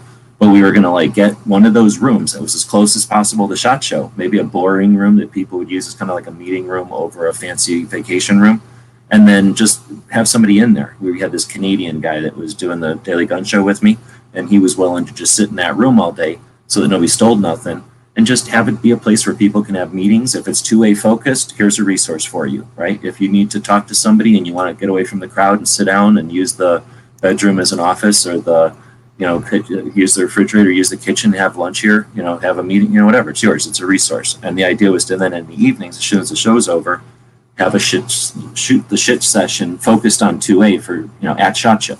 And then the idea was take that, call it the 2A Summit, and then plop that down at, you name the place, the NRA show, USCCA, have that at the Wanamaker show. You have this thing called the 2A Summit, being the concept of the meeting of the minds of 2A focus. That's the 2A Summit. And you just say, just like the knife collectors that go to SHOT Show, they all meet up on like Thursday. The people that like bullpups probably meet up and do whatever. Like the 9mm addicts probably meet up and touch 9mm or whatever. Like, what I'm saying? Like the subsets will get together when there's opportunity. And I'm saying kind of create a system for that, call it the 2A Summit. And then, whenever we meet up, we meet on the first day of the event so that it happens before everybody gets busy. And it's a 1 hour only event so it doesn't interfere. And we always start at 7. And then as long as you got that system in place, everybody else knows to make their events around it. And only a douchebag would put his events right on top of it. And then it facilitates that being, first we get to a place and we talk to we get that out of the way and we have fun for the week and we've made our contacts and it's another part of our, stuff. And now when we get there, some of our first content is, hey, let's not forget the pistol braces and the redefinition of firearms came down when those guys were distracting us from all these other efforts that we all care about, isn't, let's not forget 2A. And now let's get into what rifles were new this year. Yeah, I mean, that type of thing to me is more productive than SHOT Show. I'm also like, I'm a bit anti-market on some of this stuff, and what I mean by that is, I see a lot of the consumeristic side of this as a bit toxic to our cause, right? Because it does put that focus in a place that isn't helping the proliferation of arms to the good people out there. It's not exactly directly helping that. Instead, it's focused on this kind of like keeping up with the Joneses and imagined threats that somehow the slightly more efficient rendition of this year's AR is going to solve that the previous year model would not have handled for you, and this and that, and yeah, it's a more productive, more refreshing way in my view to kind of look at it. So like I would welcome something like that, or at least give a place for effort in that direction for anybody that's interested in effort in that direction. All the people that want to ignore it can go ahead and ignore it. It's not even affiliated or nothing. It's just a roaming event, a roaming adjacent event. If that's the way to say it? Yeah, I mean, I think it sounds wonderful. Like, yeah. I'm sorry I don't have much more to add to it. I think like that idea of we're gonna have a space where we can just always powwow 2A when we do these things, and we can always powwow about what we're learning or unique insights and things like that. I think that's beautiful. I think it's lovely, and I think it's worth preserving. All right. Well, that was right at the 2 hour mark, and it's now at the 2 hour and 2 minutes and 20 seconds mark. So I don't think there could be a more deliberate or an obvious sign, I guess, that we just saw 2A. So I'm going to remember that, or I'm going to revive that thing a little bit. It's just a website, and the concept of, the idea was to have like a little Patreon for it where it pays for the hotel room or maybe some printing of something. And then all the people that are going to be there ahead of time, you make like a little handout or something in addition to whatever digital. And then, so now there's a graphic that says, these are the people that are going to be here that are focused on 2A, or that here's some events that we're going to try to do like this. Like SHOT Show, for example, an industry trade show, could be any of them, fill in the gap. There might be like, hey, on Tuesday, they're going to have an event for Wounded Warrior type of charity thing, or maybe we're going to have an event for, this person who's going to be traveling to every gun range in the country to do some awareness thing, or like this is something that we're going to schedule for this September's mental health awareness, and we're going to focus, let's get people to sign up so that instead of having to go to a trade show and find the chocolate chips of 2A out there, there's a map to all the chocolate chips, so that ahead of time people that are focused on it collaborate on creating a map and some sort of a calendar, right? The two things that are necessary: which booths care and have info or need help, who needs help and who's got something valid, and then when, right? And if you had that system at every event, it could be anything as simple as somebody celebrating their birthday and inviting a bunch of their friends, and then it turns into a giant thing. You could still have that focused on 2A without you just being adjacent, just being ahead of time, and for the people that are interested. And then you have something like a funding method where it pays for the room, because oftentimes there's going to be some cost for a room, but then maybe a person to sit there. I don't know if you need to pay that person, maybe pay for the person's travel, so there's some benefit of being the person who has to not do whatever's cool and sit in a room instead. If it's something like SHOT where we're just having somebody sit in a room. But I guess if it's just having a room the day before, then there's no obligation to pay anybody for nothing there. So I'm saying it could just be as simple as just having some kind of a thing where you have a facility for it. Hell, if it turns into like, hey, we can just use my place because I got an Airbnb, you can use my place for that day, that event. Now we don't have to buy nothing. Now it's just arranging.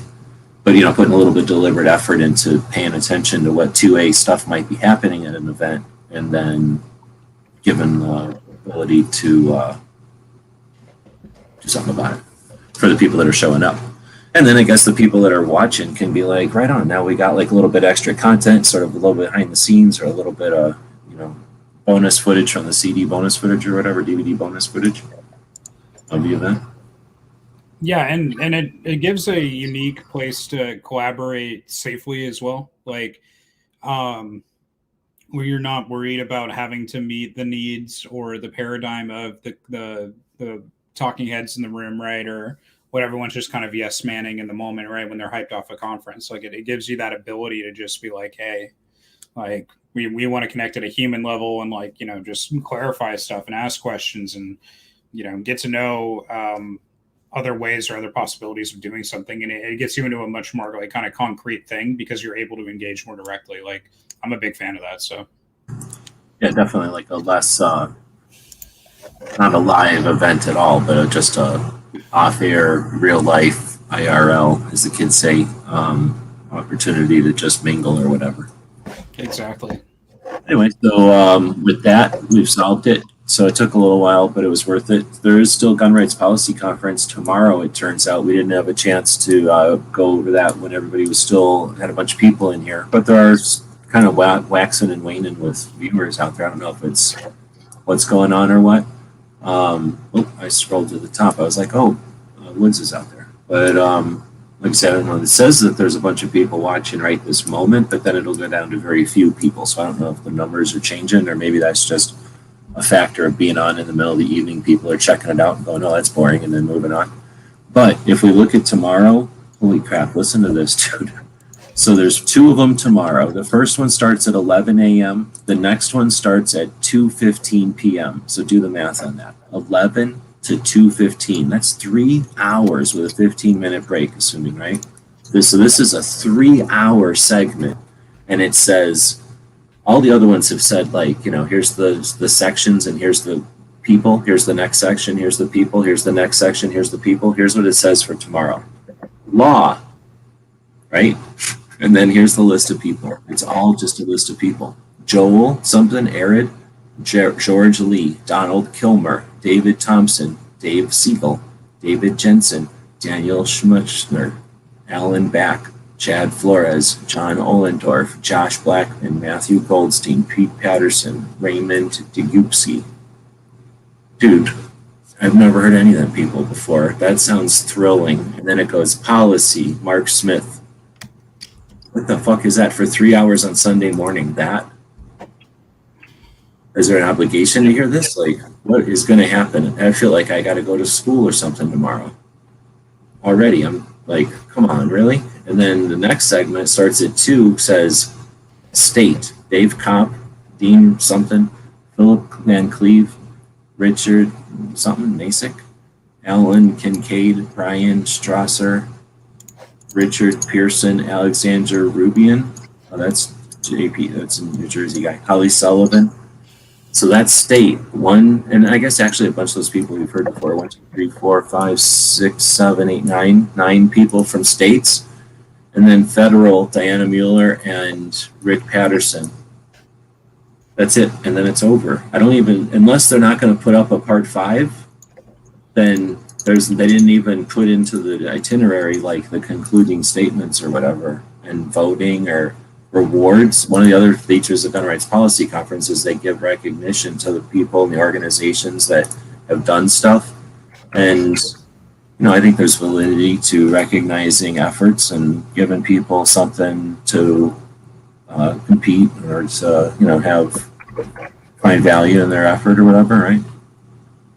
So that's frustrating that it's not part of it.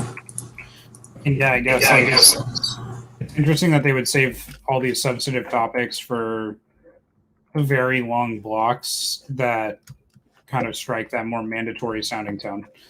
And so like there's a strategy to the breakout rooms, which is to have multiple concurrent things going on that concern different things. So like, for instance, like you may really appreciate a breakout room. Let's just say with like, your interest, maybe you really appreciate a breakout that goes in depth on Second Amendment history, right? and like that's a topic worthy of focus for several hours, right? What's the history of the activism, the movement, all that. But then you could also spend just as much time on a different topic, and then having to choose between one or the other. It could be something where, yeah, you make a reasonable decision. Like, hey, the history is more concerning to me at this point in time. Like, I'm not really going to talk about legal matters, so let's go study that history. Or, hey, I really want to dive into this, this law, like, deep down thing. But it's kind of strange that they would present it this way. I'm not sure this is how I'd lay it out. Like, I don't think it's optimal. Tell you what, I got a pee like a racehorse, so can you say something for a minute here and I'll be right back. Or else we got silence. So you're on the spot. Yeah, so Drew is out there in the comments section. Drew is asking about if he should get a Mini 14 or a Delton AR-15. I can tell you that I own a Delton AR, and it's been treating me pretty well. I think it probably runs a little bit cheaper than a Mini 14. I personally, I would stick in AR land unless you're in a banned state like California for sure. But the overall performance and everything of the Delton has been nothing shy of what I paid for. I feel like I got a decent bang for my buck. It's not my nicest AR-15, but it's definitely not the worst one that I have. And I feel like it does some good work. Oh, cool. Well, hi, Drew. I'm in California as well. So I went with a Sparrow grip for my featureless ARs, and then I on my Delton, that one's not featureless because my wife likes it, so it has it has a fixed mag, and yeah, it's been running pretty well. So I do recommend Delton stuff. I think it's probably up there with like the M&P 15s and all that type of jazz. So, but definitely I feel comfortable running it. Couple hundred rounds, no malfunctions, nothing crazy blowing up, which means it's working how it should, in my view. So, and my groupings weren't bad offhand, so I don't think anything too crazy going on with it. I think it's a serviceable rifle. I think it gets jobs done, and I think it's a bit more preferable, in my opinion, than a Mini 14. One other option that you could do is get that Delton upper, and then maybe look into a Fight Light SCR lower. Depending on what you're able to 3D print following your local laws and guidelines and what files you find online, I'll leave that to you. But I believe Fight Light is still selling those lowers as well. So if you were interested in not having to deal with like pistol grip craziness, whatever, with California's laws, the SCR Fight Light lowers can be pretty nice as a workaround. The only reason to get a Mini 14 is if you own a black van and you're trying to do some kind of A-team situation. Otherwise, there's really no justification. Yeah, the weight is a bit heavier on Mini 14s. Like, I mean, if you just want to own a Mini 14 because you think they're cool, then like fine. But if you were considering a Mini 14, I'd be asking you why you don't get like an M1A, you know? But especially in California, like, oh man, an M1A, yeah, that's not an assault weapon. That won't hurt anyone. Laws out here are crazy, man. Just you got to do you. But yeah, would it be cool to have an M1 carbine in California? I think that should be like the California firearm. Yeah, right. I mean, like you basically like what laws are going to come after you for that, right? Like no pistol grip, right? Well, so, you can put a mag. You can put a 20-round mag in it, but it's a 20, and it looks horrible. It looks scary, but yeah, it's also like it looks like a scary 1022. Like it doesn't look that scary, especially if you leave it legit, like just plain old after the war M2 or M1. Yeah, I mean, yeah. So you'd have to get 10-round mags for it, but other than that, you'd be good to go.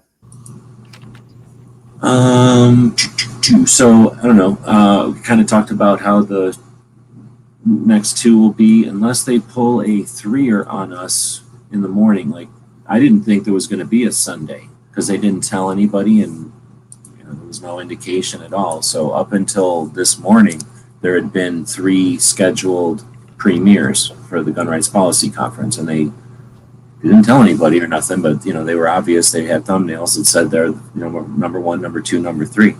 So we put out everything and we all watched it. And then somewhere this morning, right as the first ones were airing, the fourth and fifth premieres were posted, and those are like we just mentioned. So I don't know if they're going to do that again to us tomorrow, and we'll see a third get posted, like I say, to kind of cover all the awards and the final wrap ups and stuff, like a shorter one, or maybe they'll go live. Shit, maybe they'll blow me away and go live in addition to all the premieres, but they certainly haven't set that up yet. Or if they did, they haven't made it public. But with that, that's another 2 hours plus talking about a thing that lasted for like 5 hours, and whatever, it's all we get. There's one time each year where all the organizations come together, 36 years going. We're definitely going to salvage what we can from it. We're going to encourage them to do better, give them all of this for free. If they want to buy something, piece of leather, and listen to this and take some of the lumps, because not everybody appreciates every aspect of what they're doing. Definitely want to acknowledge the effort and the dedication and the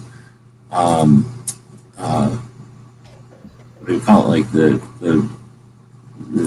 it's more than determination to do something for 36 years. I don't think they're getting rich off of it. Maybe they are, and they're sons of bitches, but at least we're benefiting from them getting rich. But I don't think that's the only drive they've got. Hopefully they'll either, keep going and adapt. They've adapted so many times over the years. I definitely have, see the opportunity for them to just figure this out and get way better, or pass the baton and, start supporting like they've done in the past, those folks who can just kick the shit out of this. And there's a couple of people that could have just kicked the shit out of this, and whatever. Like that's what I'm hoping is that, they can see some of this. For our show, we're going to continue to go live for a couple hours each Saturday to emulate and create a place that emulates the evening at Gun Rights Policy Conference. So this was an interesting one. I have invites go out to about 36 people each weekend, and appreciate have the people that join us both in the comments out here. I guess I just went wiggling my screen, nobody's seeing it. But have people that join us in the comments. Thanks to Drew for the $5. That's as much money as I made today. So I don't have a bunch of income, so that was my income today. Appreciate it. Thank you very much. I sold nothing at the store. YouTube probably brought in $1 or $2, so I really do appreciate it. But we're trying to create a place where conversation can happen, the evolution of 2A can happen. The conversation cannot react to news of the day, but instead can strategize and be big picture. And unlike some of the other projects where we do like workshops to educate and inform on techniques or skill sets, that's a little different. We don't want to do that on Saturdays. This is all about 2A. So again, I appreciate Walt and Clover and Smeggy and somebody else join us tonight. I'm forgetting whoever joins us live. I really appreciate that because that keeps the thing going. And then again, for people that join in the live conversation, that incentivizes others to be part of it as well. And then people like Jeff Knox and Woods, another Grandpa and DJ out there. That's what it's all about, keeping the conversation going and giving those who are frustrated with the introduction level or the introductory level to a something additional. And it's not perfect, so if you find a better way to do this, go for it. Keep doing it. Hey, Walt, you want to say anything on the way out?